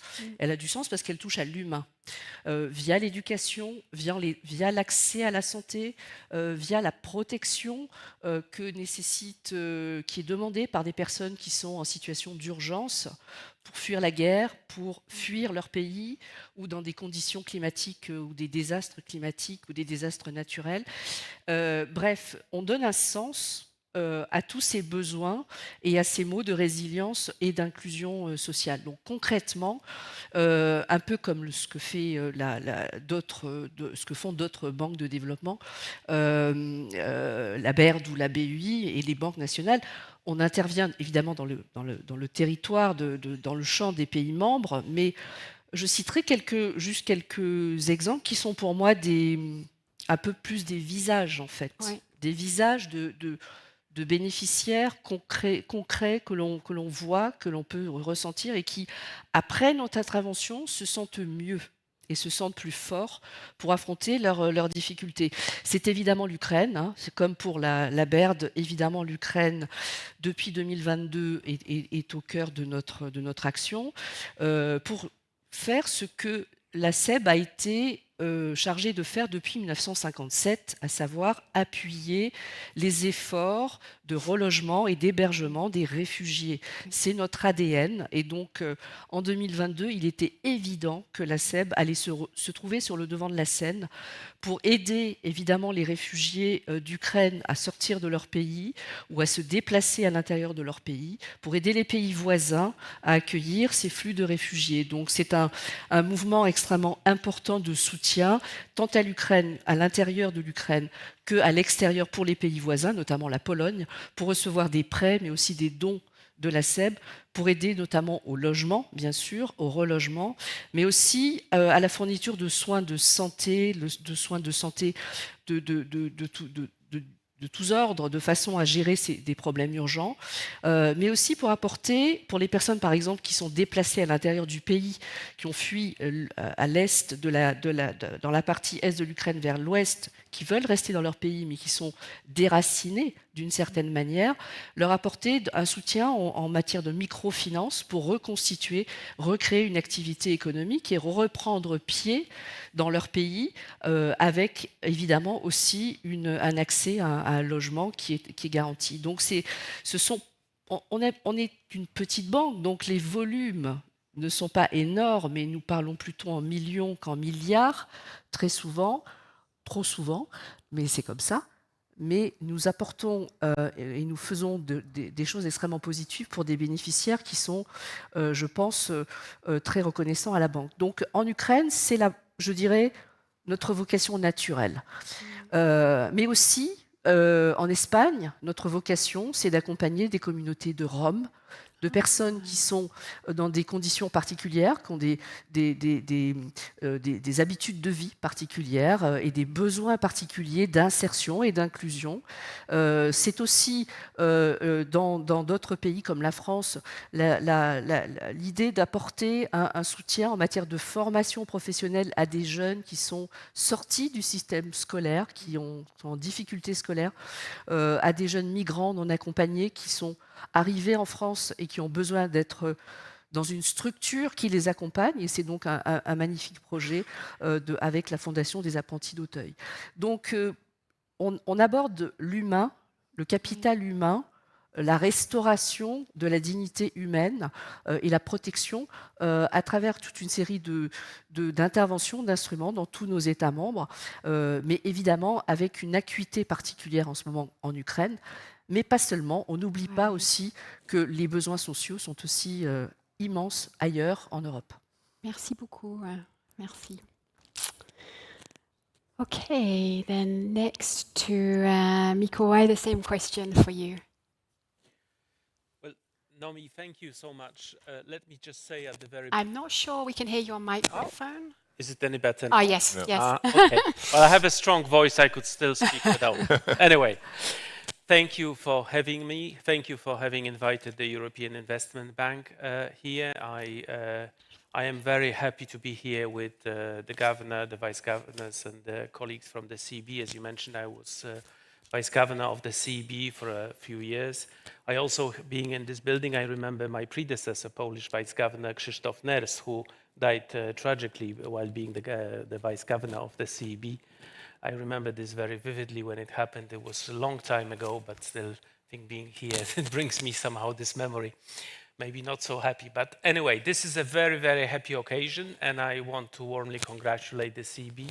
I could say many good things about CEB, but I'm not going to do it right now because we don't have time. You're for the definitely allowed to at compliments. some point. You don't need to skip over them. You definitely Now, can at some point. let me responding to your question. Three things. I mean, when you get somebody on the stage from the EIB, you usually get somebody who speaks about very high volumes and numbers. So I will try to slightly refrain from this, but I would mention three things for the EIB part. First of all, we can say we are the Europe's local bank. It sounds a bit funny, you know, when we are so big, but we are a local bank. Why I say this? Because we are the biggest financiers of the EU's core policy, which is the cohesion policy. I'm not going to tell you now how much cohesion policy, while evolving over the decades, has been important in development of the European Union. But I just want to say that I think, building also on the previous panel discussion, I think it's important to notice how much it's changing now towards resilience, towards objectives such as housing, energy efficiency, also new objectives linked to the challenges we see around us. And I think this is where the EIB, of course, is a very important player and will remain to be in such a player, of course, very much in collaboration with, in Poland, BGK and other financial institutions, and elsewhere with other financial actors. So we have so many clients and so many partners all across the EU, so that's why I would call ourselves a local bank. Now, the second topic, housing. Housing has already been mentioned. Why? Because it has such a big importance now for the new generation. This is a real issue all across Europe. For the first time, the European Union actually has a commissioner who is in charge of housing, which is, of course, a good development. But for the EIB part, what we are trying to do, and I will be very brief, is we, of course, can act with big volumes, big numbers to help local governments to start or to develop different social housing or affordable housing programs. But it's not only about this. We also try to go through the whole value chain. So, for example, starting with building technologies, basically all kinds of innovation that you can bring to this sector, because you cannot just hope that you can scale up investments while at the same time not developing innovation also in this sector. So this is also something which we try to build upon. And I think this housing platform that we are building now with different partners all across Europe is obviously a very, very important objective. My third example is more global. That's about the bad word, taboo called gender, which, of course, there's a number of other taboos like climate, but gender is one objective which I would mention here. We have just adopted a gender action plan for the next 5 years, trying to build on the 30 billion invested in the gender action that we have done over the last 5 years. This is going to apply all across different products that we have. This is to make sure that we can build more inclusive society. Also, of course, to respond to the let's say, different difficult decisions or difficult discussions that you can see all across Europe in societies where inequality is a big issue and where obviously you need to tackle this also with financial means. And this is, of course, not just exclusively related to our lending in Europe, but this is something which we do more globally. But of course, we talk about Europe today. Thank you. Thank you. And last but definitely not least, over there, Mateusz, the same question to you. Polish Development Bank is an old, big development bank. And let me dwell a little on these words. We celebrated 102nd year this year. Congratulations. So we've been, and I was just looking at some documents from 1920s, 1930s, and we've been doing sustainable and certainly affordable housing back then already. The mechanism have been changing, but that's what the bank has been doing. We're quite big. We're probably bigger, including the things that we do on behalf of the government. We're probably bigger than the entire BRD. But we also, and then there is an important thing, we are a bank. I mean, we are all banks here, but we are actually a supervised bank, just like any other in Poland, almost. And that influences the way Polish Development Bank can do business, because it has blending various sources of financing is a must for an institution like ours, because some areas would otherwise be unbankable full stop, because they would not be allowed to. That would kill us on NPLs from day one, for example. And this constant juggling of what we do on our own account, on our own balance sheet, what we do on behalf of the government, how are we able to combine it, building the bulk and size of our activity, that is probably especially difficult for social inclusion areas. Yeah, for climate, it's actually easier. Yeah, for defense even, sometimes it's reasonably easy to do it fully on commercial basis. That we also do. But for affordable housing, we cooperate with EIB, we cooperate with the government using government funds, and we blend in our own money into it. For Ukraine, red and yellow zone risk-sharing facilities, we leverage, again, EU financing or Polish government development financing, because we do have a mandate there. And it is something that some of my colleagues here do not have to struggle so much with, because to give one example, we discussed a lot things like innovation financing. We do equity on our own books, but it's a constant struggle because of risk weights that we are subject to, and that is something that we have to sort of keep in mind always. Now, is it a bad thing? I'm on the receiving end of this structure, being chief risk officer. So I do the discussions with the national supervisor. I started to actually appreciate that. I started to appreciate it because it allows the bank to clearly separate what's sound banking, what's fully bankable, and what's not. It forces us to use government or sponsored or donors' money the best way possible, because we actually do want to grow our own balance sheet. It also shields the bank from undue political inference. I mean, we don't want to be a kitchen sink of sort of grand ideas that will never be bankable in the end.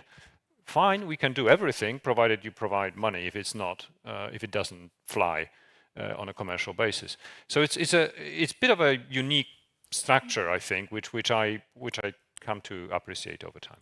Thank you. And any projects to mention? Well,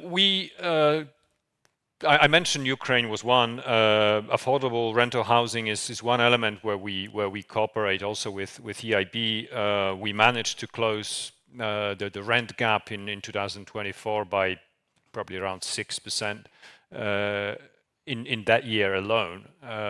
But the gap there is huge. We do a lot of thermal modernization and helping households out of energy poverty. Again, it's a combination of subsidized and non-subsidized funding. We also are very active right now, both on the research side, but also in funding in resilience. And we work a lot with local governments on various areas, and we probably about the last commercial bank standing doing commercial funding for very difficult healthcare business in Poland. It's a challenge also on the regulatory front, but we try to do it as much as we can. Thank you to all of you. I think it's very interesting for everyone to hear what's unique about each of your banks, and also to hear about some of the projects. As Sandrine said earlier, ça donne du visage, that puts a human face on what you're actually doing and who we're talking about, the real people who are being impacted by your work. So thank you for getting us started with that. You mentioned in passing, Mateusz, about cooperating with the EIB. So I'd like to focus a bit more on that, the cooperation, the collaboration, and understand that. Sandrine, I know that last year in 2025, the CEB chaired the heads of MDB's group, the Multilateral Development Banks group. Can you talk us through a little, what was that like, and what were some of the outcomes? Did you see collaboration improve between you all? It was a great opportunity for the CEB to chair this group of 10 MDBs plus EMF Director General during 1 year, in a time where the G20 decided to adopt a roadmap for better, bigger, and more efficient MDBs. So we, in a way, we had a kind of mandate to make this concrete, operational, and to see what we have done in 1 year together. So it was not the first time that we have occasion to meet with the EBRD, EIB, and other banks, of course. We are working as far as possible, and very often in a country platform. For instance, for Ukraine, where we join efforts of coordination, efforts to agree on common mutual reliance procedures to avoid for the beneficiary to be obliged to respond and to have the same administrative burden, if I may say, for the EBRD, for the EIB, and for us. So this chairmanship of the MDBs was the occasion to make an assessment of this roadmap. And I think our governor could be very proud. He won't say himself like that, but I am very proud that at this occasion the CEB showed the capacity to unify and to coordinate everybody in a year that was maybe a good year for the international cooperation. And I won't say that now it's maybe more difficult, but it's sure that it's much more difficult. But last year it was a kind of a magic moment for this international cooperation, and to work on many specific and concrete things, and maybe technical things also, how to optimize our capital use to extend at the maximum our lending capacity.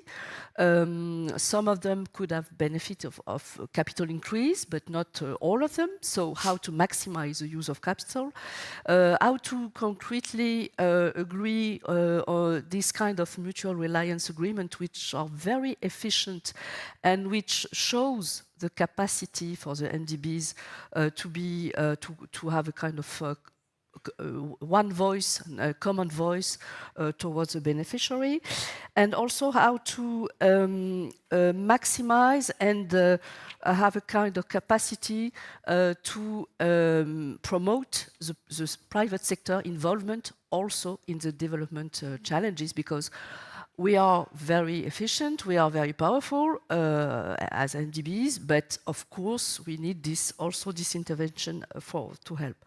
And I would say that we have talked about the Draghi report in the first sequence. I would say there is maybe the Monticelli report. I didn't test that before, Carlo, sorry, it's a surprise, because this group with all the MDBs have been able to produce one report, a single report, coming from all the MDBs to show to the G20 leaders how we have made progress. And there is another report, because Carlo is very productive in making reports. He's going to be a happy boss. Which is the result of a very interesting common work on social investment, of course, because for the CEB it was natural to work on that this year with all our counterparts and MDB's friends, to see how far we could go together in the conceptual reflection and practical reflection on social investment. So we produce reports, so 2 reports, but not only reports. We produce also a spirit that is very useful on the ground, because what is the most important is what we are producing on the ground. And I was mentioning this logic of platform, country platforms approach, which is very efficient when it's about Ukraine, of course, but it could be, of course, used for other kind of examples where EIB, EBRD, national banks, and CEB, I have in mind maybe in the Balkans countries, could be together with the same spirit, good spirit of cooperation. Thank you, Mark. I know you are nodding there, so you agree? Very, very much agree, and I think I'm allowed to say this. I think the CEB did a fantastic job chairing the MDB heads group last year. No, I mean, this came up earlier. Masood, you talked in the earlier panel about the kind of strength of the MDB model as a kind of very efficient model, small amounts of capital, which generates an enormous amount of investments. Clearly, we've always worked together, but I think there's been a renewed push in terms of working together in the last few years, led by the G20.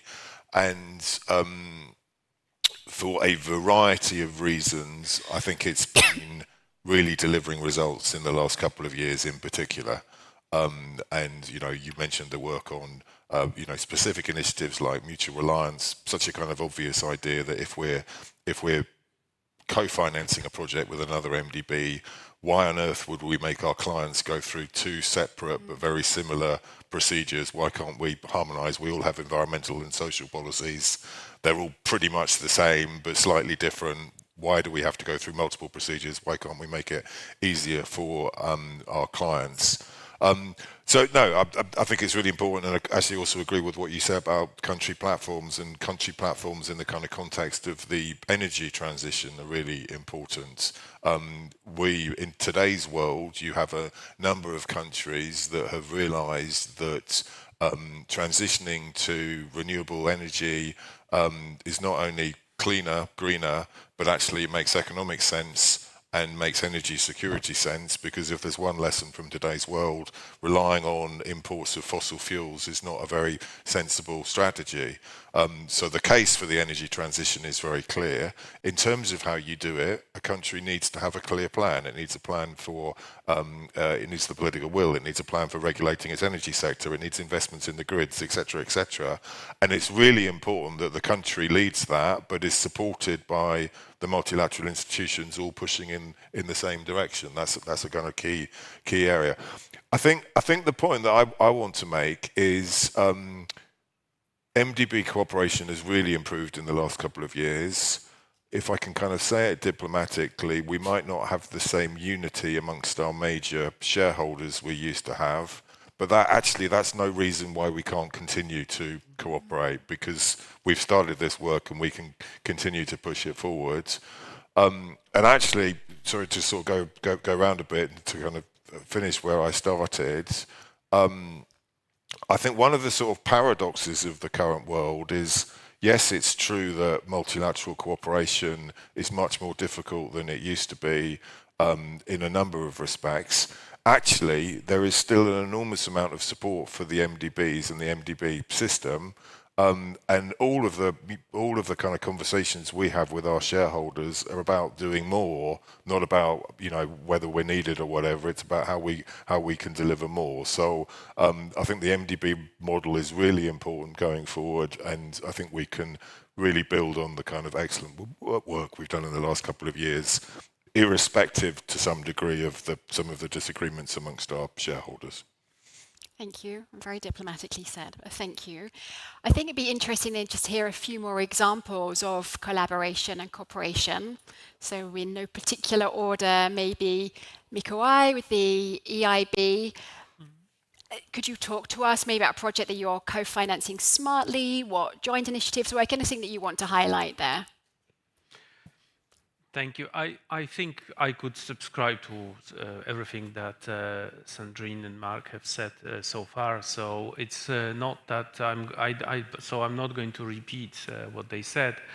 I would perhaps flag the example of Ukraine, because I think an additional impulse for the collaboration of MDBs, for example, on procurement, which is very important for the clients, was due to when the war started in Ukraine, and actually to make sure that you could have common standards, what colleagues here called mutual reliance, for example, on procurement, is actually something very tangible and something very important. And I think this is here an example of a very good collaboration also, and we are advancing also towards you doing even more in this respect. I would perhaps mention as well the fact that, of course, inside the EU, so in the EU member states, we also have some EU mechanisms that help us to collaborate with national development banks, but also with IFI. So, for example, the InvestEU guarantee, which of course is also providing an impulse to do things on achieving common European objectives, which are also important for the social infrastructure, for example. So that's something which I would like to mention. And finally, I would like to mention one area where I believe it's maybe the collaboration is not happening yet, but I think it would be very worthwhile. Somebody mentioned in the first panel the Savings and Investment Union. And I think, no, actually it was Minister Domański, I think, mentioned that. I think it would be very interesting to look at how potentially the MDBs, at least those operating in Europe, could also contribute to enhance for example, the financial literacy, education. This is not about financing projects. It's more about trying to, when we talk about social resilience, social capital, how to strengthen it, somehow to make sure that that we don't forget the soft side. So that actually we also need to nourish talent in Europe, keep talent in Europe, but we also need to make sure that our society actually is prepared for the challenges of today and tomorrow.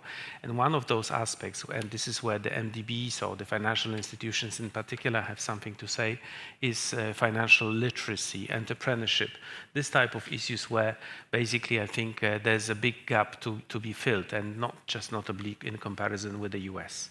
But this is something I just wanted to mention. It's something which is also coming from our reflections over the last few weeks at the EIB. Thank you. Thank you. Thank you for sharing that. Mateusz, you worked for a multilateral bank previously. You're now at a national development bank. What insight does that give you into, I don't know, how they can join forces, and how different is it working in each? To begin with, I catch myself using nomenclature from EBRD from time to time. So it's even though there's a different. You haven't been re-educated yet. So 6 qualities of transition I don't use, but things like well, transition impact maybe not, but sound banking very much so. I mean, I know what worked rather well, and I tried to leverage that through formal, informal consultations. Hopefully soon also exchange programs that includes both EBRD and EIB. So secondment is something that we very much would like to do. By the way, it's not a one-way street. What we are also very active in is cooperating with other national development banks and trying to share our experience, and that is both on sort of bit bureaucratic of large platforms, and in Europe there is a surprising number of these, but also bilaterally supporting Albanian development bank, which is being created now. We had some contacts and training done to Saudi Exim Bank and so forth. So this international spreading of knowledge is happening both way, and I very much appreciate it. Of course, we meet in same deals, and that is something that's probably worth mentioning. That I find it very, very important to make sure that a national development bank is treated seriously in terms of credit risk management, sectoral assessment, and so forth. Because otherwise, there is no way you can leverage this public capital to and attract more funding, be it from international development banks or private banks. And I'm happy to report that it does seem to work, meaning that instead of being, oh no, that they are there, so it's a rubbish project. No, that they are there, so it makes sense and it's safe, and it does work that way. And of course, I mean, coming from EBRD and probably every other development institution, I'm also faced with the same discussions on additionality. I mean, this is that's a word that is being very often used to different effects and trying to achieve different things. It's a difficult concept, and I remember sort of internal discussions at EBRD. We're facing discussions with our partner commercial banks in Poland on, are you really additional, why are you here, and so forth. It's not an easy thing. I mean, if for example, you want a big institution like ours to act counter-cyclically, you need to have your powder dry, you need to have a capacity to lend when everyone else is retrenching. But if you're if you're a supervised institution, then you can only do it if you have a healthy portfolio built in good times, because otherwise you end up in essentially getting rid of all lending when you shouldn't be. And it's a similar situation to EBRD when I was in a core team drafting country strategies in the EU, and we faced at the time endless discussions with the board. Does EBRD have to be here? Yeah, it's a rich country already. Why bother? Well, exactly because this allows such a bank to act elsewhere and to safely operate in Central Asia or Ukraine. So it's a bit of a similar situation in Poland, that you have to be present also in good times to be able to operate and act counter-cyclically in bad times. Thank you. Mark? I mean, just to follow up on that, so EBRD did 1.3 billion of investment in Poland last year, so quite significant amounts. I agree with what Matthias says, that we need to have a diversified portfolio. We need to have a range of projects to kind of make sure that we're in a strong financial position.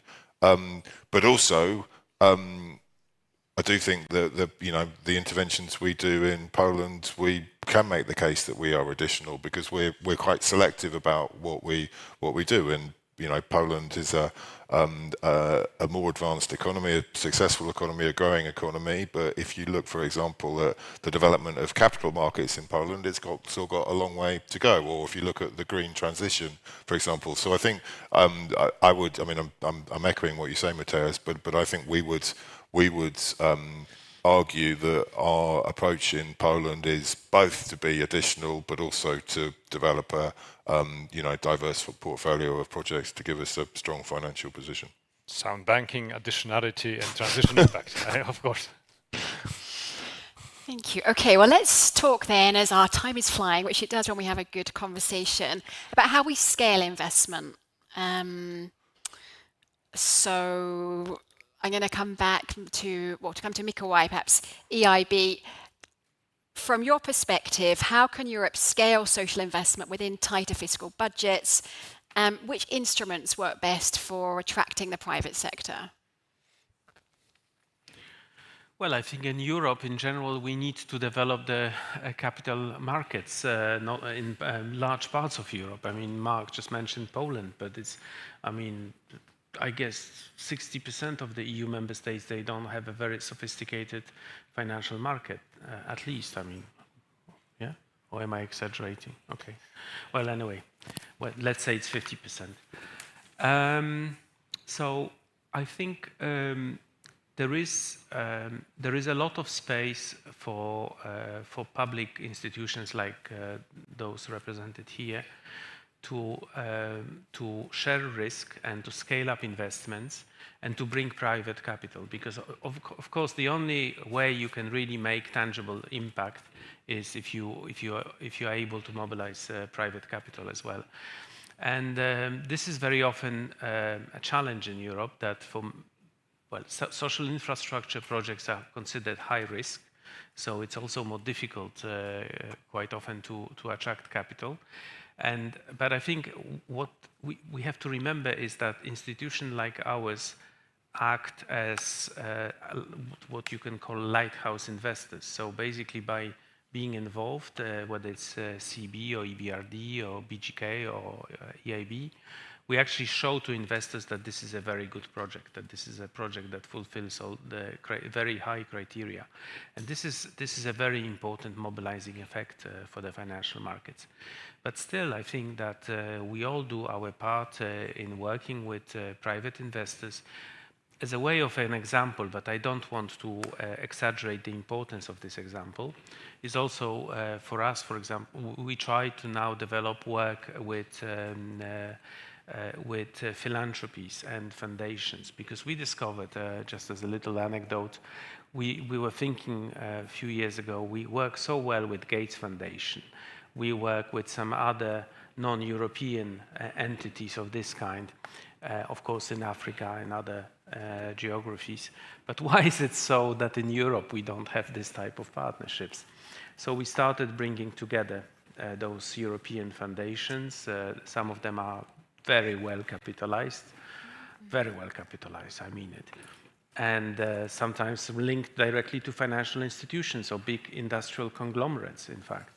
And let's say maybe they don't have a lot of endowment at their disposal annually to invest, but still it's a start. And we started this type of round table with them for the second year in a row during the EIB annual forum.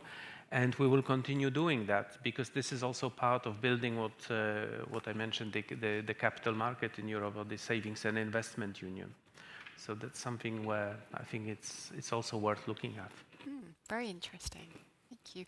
Sandrine, the CEB in its social investment focuses on the most vulnerable people and communities. What are the challenges there for the CEB? Alors, tout à l'heure, dans le premier panel, un intervenant a dit quelque chose que j'ai bien aimé, que la CEB était peut-être une forme de laboratoire. Et ça renvoie peut-être à la taille relativement modeste de la banque, même si l'implication du personnel de la banque vaut, à mon avis, toute l'implication des plus grandes institutions, et l'engagement surtout est très fort. Donc j'aime bien l'idée de laboratoire, parce que ce que nous faisons à la CEB, c'est un peu comme les chercheurs dans leur laboratoire avec leur microscope qui cherchent quelque chose de très petit. Nous cherchons à avoir un prisme de vulnérabilité, c'est-à-dire nous cherchons pour chaque projet à voir dans quelle mesure nous allons toucher les personnes les plus vulnérables. Donc ce n'est pas nécessairement des grands groupes de population ou des grandes communautés, ou parfois de dire nous allons faire en sorte que dans cette ville, l'aménagement urbain soit plus favorable et plus efficace, et plus favorable à la mobilité, accessible à des coûts possibles pour tous les citoyens. Bon, ça c'est un objectif magnifique, mais pour la CEB, ce n'est pas exactement ce que nous sommes en mesure de faire, parce que nous n'avons pas suffisamment la taille nécessaire pour le faire. En revanche, on va chercher à trouver dans cet objectif plus général, quel est ce prisme de vulnérabilité qui va nous permettre d'appréhender des personnes, des populations, des problématiques, qui sont parfois des problématiques intersectionnelles, c'est-à-dire ça peut être des populations de femmes qui sont sans emploi, ou des handicapés, ou des jeunes handicapés, ou des personnes et des cibles, si je puis dire, de bénéficiaires à qui on va vraiment apporter une valeur ajoutée fondamentale, qui, grâce à notre action, vont voir leur vie changer. Donc c'est tout le sujet de l'impact, puisque c'est les fameux mots-clés que nous utilisons tous un peu par facilité et parfois en mettant beaucoup de choses derrière ou pas grand-chose derrière, le terme d'impact ou le terme de l'échelle, du scaling. Là, on essaye, nous, d'avoir des résultats, plus modestement, sur des personnes les plus vulnérables ou sur des parties les plus vulnérables, en essayant de réduire les disparités, réduire les inégalités, faire en sorte que tout ce que parfois le contexte socio-économique crée comme situation défavorable, on puisse venir compenser et apporter à ces bénéficiaires un progrès. Donc ce prisme de vulnérabilité, ou cette vulnérabilité lens, cette lentille du microscope, je la trouve extrêmement intéressante parce elle colle bien à l'image du laboratoire. Alors après, on aimerait évidemment reproduire, et on cherche à reproduire à plus grande échelle ce que l'on a pu faire sur un certain type de population vulnérable. Mais il faut savoir que pour chaque projet, il y a ce prisme de vulnérabilité qui est appliqué. Et d'ailleurs, nos actionnaires sont très soucieux à ce qu'on garde cet objectif. Il peut y avoir évidemment d'autres objectifs que l'on recherche pour viser des situations particulières. Évidemment, les questions de genre sont au cœur de notre problématique aussi, mais pas seulement. Donc j'allais dire qu'on a parfois une approche où on se complique un peu la vie, pour parler en termes un peu familiers, mais parce qu'on estime que c'est notre mandat. Que notre mandat, ce n'est pas simplement de construire une école ou de construire un hôpital, c'est aussi de rechercher à quel type de population cet hôpital va venir apporter un bénéfice particulier. En quoi cette école, elle va être innovante. Je cite cet exemple parce que je le trouve assez révélateur d'un débat qu'on a eu ce matin. La construction d'une école, ce sont des murs. Mais ce n'est pas que des murs. C'est aussi une manière d'appréhender la pédagogie qui va être développée par les professeurs, mais c'est aussi la cour de récréation qui va être construite et organisée selon un mode qui va permettre une plus grande mixité entre les petites filles et les petits garçons. Parce qu'aujourd'hui, les cours de récréation dans les écoles, c'est les écoles que nous avons fréquentées, elles sont faites pour que d'un côté, les filles s'amusent ensemble et que de l'autre côté, les garçons s'amusent ensemble. Donc cette idée d'utiliser l'infrastructure avec un autre objectif, soit pour toucher une population vulnérable, soit pour toucher un objectif, remplir un objectif particulier qui est important à nos yeux parce qu'il fait partie des valeurs de la CEB, c'est la façon dont nous travaillons. Donc on est sur un impact et une échelle qui est peut-être un peu différente des autres banques, de par notre taille, mais aussi de par les valeurs qui nous sont propres et qui sont les valeurs du Conseil de l'Europe. Merci, merci beaucoup. J'aime bien cette image du prisme et ouais, ça marche très bien. Okay, and who have I come to? So, Mateusz, can I come back to you to talk about what would you say from the national bank perspective? What are the main obstacles to scaling social investment nationally? For a bank, the problem with social investments is that I actually don't agree with Mikołaj. Is that I don't think social investments are necessarily more risky. The problem is that they're social, and the returns are very widespread. Yeah.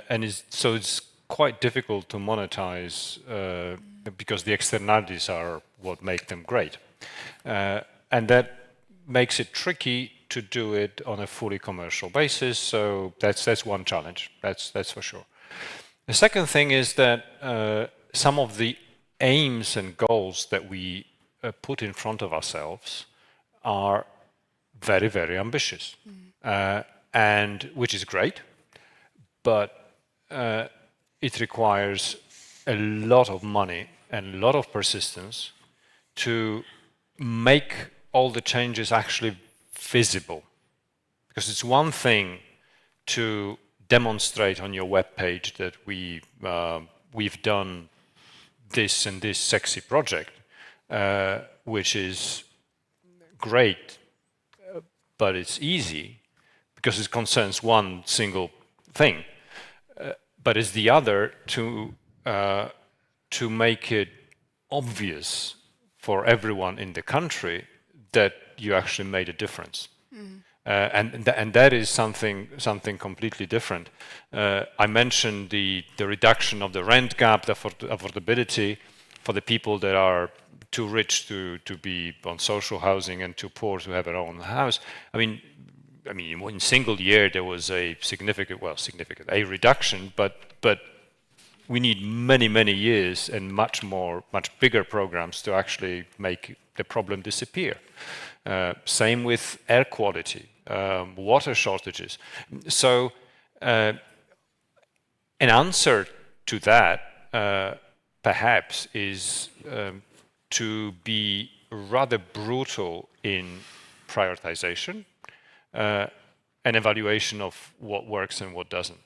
And it kind of refers to your original question about what to do with constrained public finances.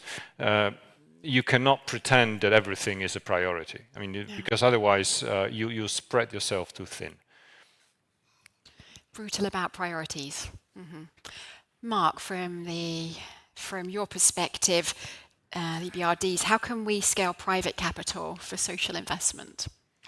So, just to pick up on what Mateus was saying, I think the challenge is how you monetize the benefits of this, and getting the private sector involved, and I don't know, very simply, providing high quality healthcare to your population makes a lot of sense in terms of economic, societal, other benefits. It's quite difficult to monetize all of those benefits, but that doesn't mean you can't involve the private sector in some parts of the system. For example, building and operating hospitals. So there are various models whereby you can get the private sector involved in order to deliver social infrastructure in a more cost-effective, more efficient way. I think the broader challenge of how we mobilise private capital it's a key challenge facing the MDBs. It's one that we're all very focused on. We know that given the kind of investment needs, the only way that we're going to get anywhere close to meeting them is by mobilising the private sector. And just to kind of pick up a bit on what Masood was saying in the earlier panel, I think the challenge is to genuinely de-risk projects rather than just to shift risk from the private to the public sector. So yes, it's true that as an MDB there are examples where we can take some additional risk, or we can be the kind of first mover into a particular innovative structure, and that has a very powerful kind of demonstration effect, and that's a really good thing to do. But we can't take all the risk and the private sector take all the upside. And Masood, I think you talked about being no substitute for good policy. The private sector responds to clear incentives, clear price signals, and to a stable, predictable regulatory environment. And one of the back to the EBRD, one of the sort of strengths of our business model is we can combine investments with policy dialogue, and actually the policy dialogue side of it in terms of improving the business climate, improving the environment for the private sector to operate is a really, really critical component of that. Thank you. We are nearly at time, but I have one last question which I'm going to ask you all to give a very quick answer to before we wrap up. So here's my question. It is, what will success look like? Well, given the current geopolitical landscape and the loss of the peace dividend, what will success look like for Europe's social investment model in the decade ahead? So what will success look like? And Sandrine, I'm going to come to you first for that, if you wish to take it. Quick answer. Un investissement social, il y a toujours un retour sur investissement. C'est toujours un investissement pour le capital humain. Donc je dirais que l'Europe, ce qui est le cas dans lequel on évolue, puisque la CEB a un mandat qui est européen, a besoin de continuer à privilégier l'investissement social, à garder, évidemment parmi des milliards de priorités, l'investissement social comme instrument privilégié de maintien de ce capital humain qui est absolument nécessaire pour la prospérité, la productivité européenne et pour le bien-être de l'Europe. On a la chance d'être dans un monde où le modèle social est basé sur des valeurs très fortes, sur les droits humains qui sont très importants. Donc en Europe, j'allais dire, on ne se pose pas de questions métaphysiques pour se demander si c'est utile ou pas et comment on le fait. On a déjà un très bon niveau, mais il faut le maintenir. Et donc si on peut être nous, les banques de développement, les instruments nationaux, les instruments internationaux, l'Union européenne, le Conseil de l'Europe, tous ensemble, pour garder des instruments financiers adéquats, garder des priorités sociales. Tu as parlé de l'outil InvestEU de l'Union européenne, qui est extrêmement important en termes de garantie, parce qu'il nous aide à garantir des projets qu'on ne ferait pas sans cet outil, parce qu'il nous permet, cet outil, d'atteindre des bénéficiaires qui sont des associations, des fondations, pour lesquelles le risque est plus fort pour la banque. Donc, avoir ce privilège en Europe d'avoir ces outils, ces instruments financiers qui nous sont donnés, qui nous sont offerts pour encore mieux faire notre travail, c'est absolument vital et c'est ça qui garantira dans les prochaines années la perpétuité et le maintien de ce modèle social. Mais sans ces outils, les outils du budget de l'Union européenne, comme les outils de garantie, la nouvelle politique de logement de l'Union européenne, garder aussi le cadre juridique du Conseil de l'Europe, l'orientation politique, les valeurs du Conseil de l'Europe, tout ça mis ensemble nous permettra d'être raisonnablement optimistes sur notre capacité à garder et à maintenir ce modèle social. Mais c'est un défi, évidemment, quotidien. Oui, c'est un défi. Well, thank you for painting that picture. Okay, let's come next to Mateusz. Same question? Yes, and a quick answer. Okay, getting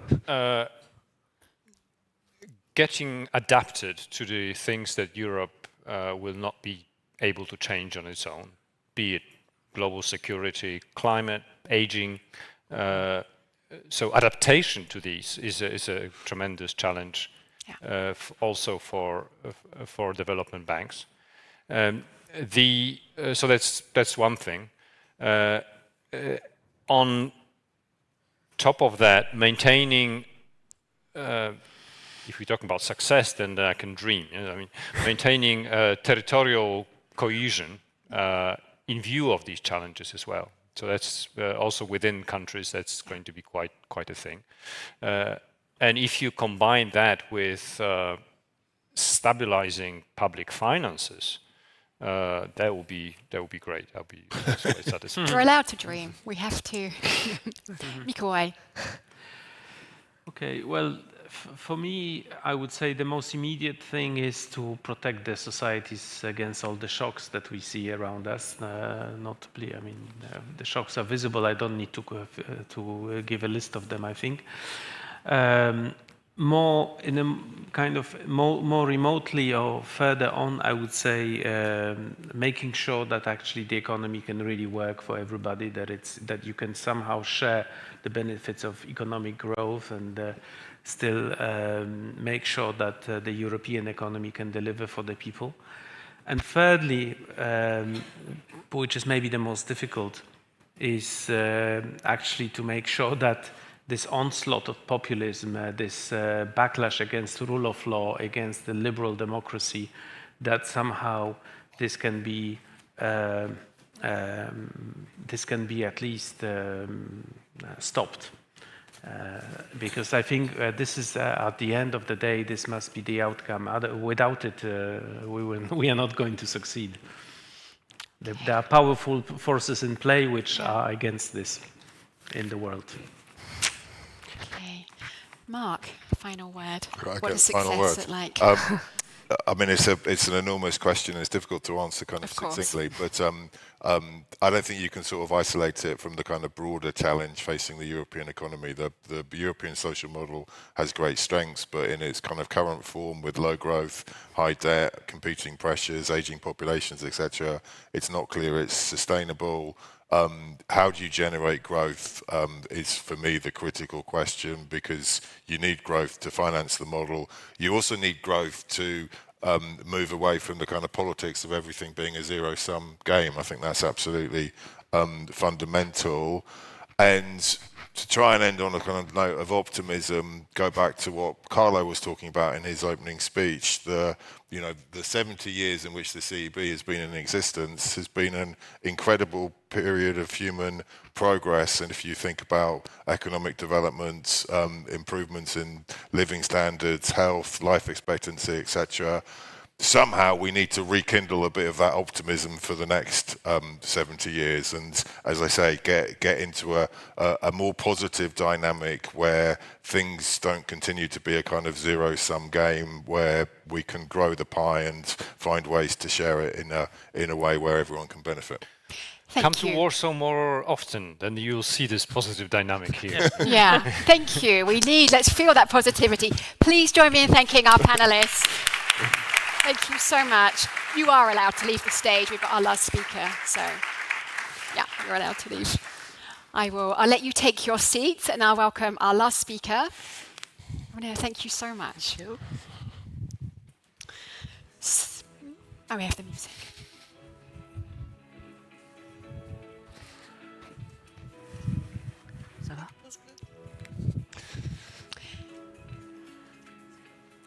Now, to conclude our event, I'm delighted to invite to the stage the Director General of Human Rights and Rule of Law at the Council of Europe, Gianluca Esposito. The floor is yours.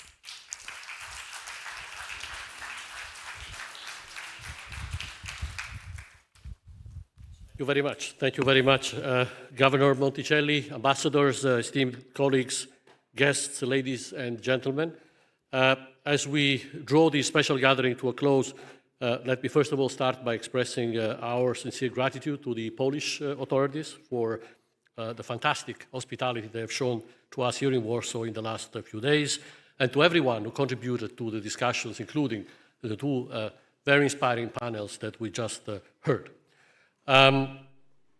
Today, as we reflected on the 70 years of the bank, we didn't just reflect on a legacy, but on a living commitment. A commitment to investing in people, for people, and to building the resilient, inclusive communities our time so urgently demands. 70 years ago, the CEB was established at the moment of rebuilding and hope. Founded as the Council of Europe Resettlement Fund, it's interesting because there have been some suggestions about new names for the bank. This was the original name. We'll see what happens next. But the bank has since become the only multilateral development bank with an exclusively social mandate, the financial arm of the Council of Europe, operationalizing our shared values into every project and every partnership. Yet, as we meet today, we are aware that Europe stands at a crossroad, a test to our resilience. And we heard today during these discussions that Europe is confronted with multiple challenges, sustaining competitiveness and innovation, preserving welfare systems under mounting fiscal pressure, responding to societal expectations for protection and social inclusion, rebuilding trust in institutions, preserving the rule of law, we just heard, and successfully navigating these pressures required renewed approach to Europe's social model, one that is both digitally agile and socially inclusive while adapting to democratic shifts and technological disruption. History has shown us, time and again, that moments of upheaval do not call for retrenchment, but rather for renewal. And the European response, then and as now, has been social investment, an investment grounded in human rights, in solidarity, and in conviction that our future is actually shared. The CEB stands as a primary example of this approach by translating the Council of Europe standards into tangible support, by mobilizing finance for social cohesion, and by providing technical expertise and strategic partnership, The bank empowers national governments, regions, and cities to deliver meaningful change. As we look forward, we know our challenge is to help Europe's social model to continue to evolve. It must become more adaptive, more inclusive, and more resilient to the pressure of change. And this requires rethinking the role of finance, not only funding infrastructures, but also supporting the well-being, the empowerment, and the full participation of every individual. Let us remember that the CEB was created as an act of solidarity by countries determined to help each other in the face of hardship. That spirit should remain our guide. As we commemorate 7 decades of the bank achievements, let us also reaffirm our commitment to invest more, to partner better, and to stand resilient against the tides of division. Ladies and gentlemen, thank you very much for your dedication, for your vision, and above all, thank you for believing in the power of social investments to secure a resilient, united, and hopeful Europe for the next 70 years and beyond. Thank you very much.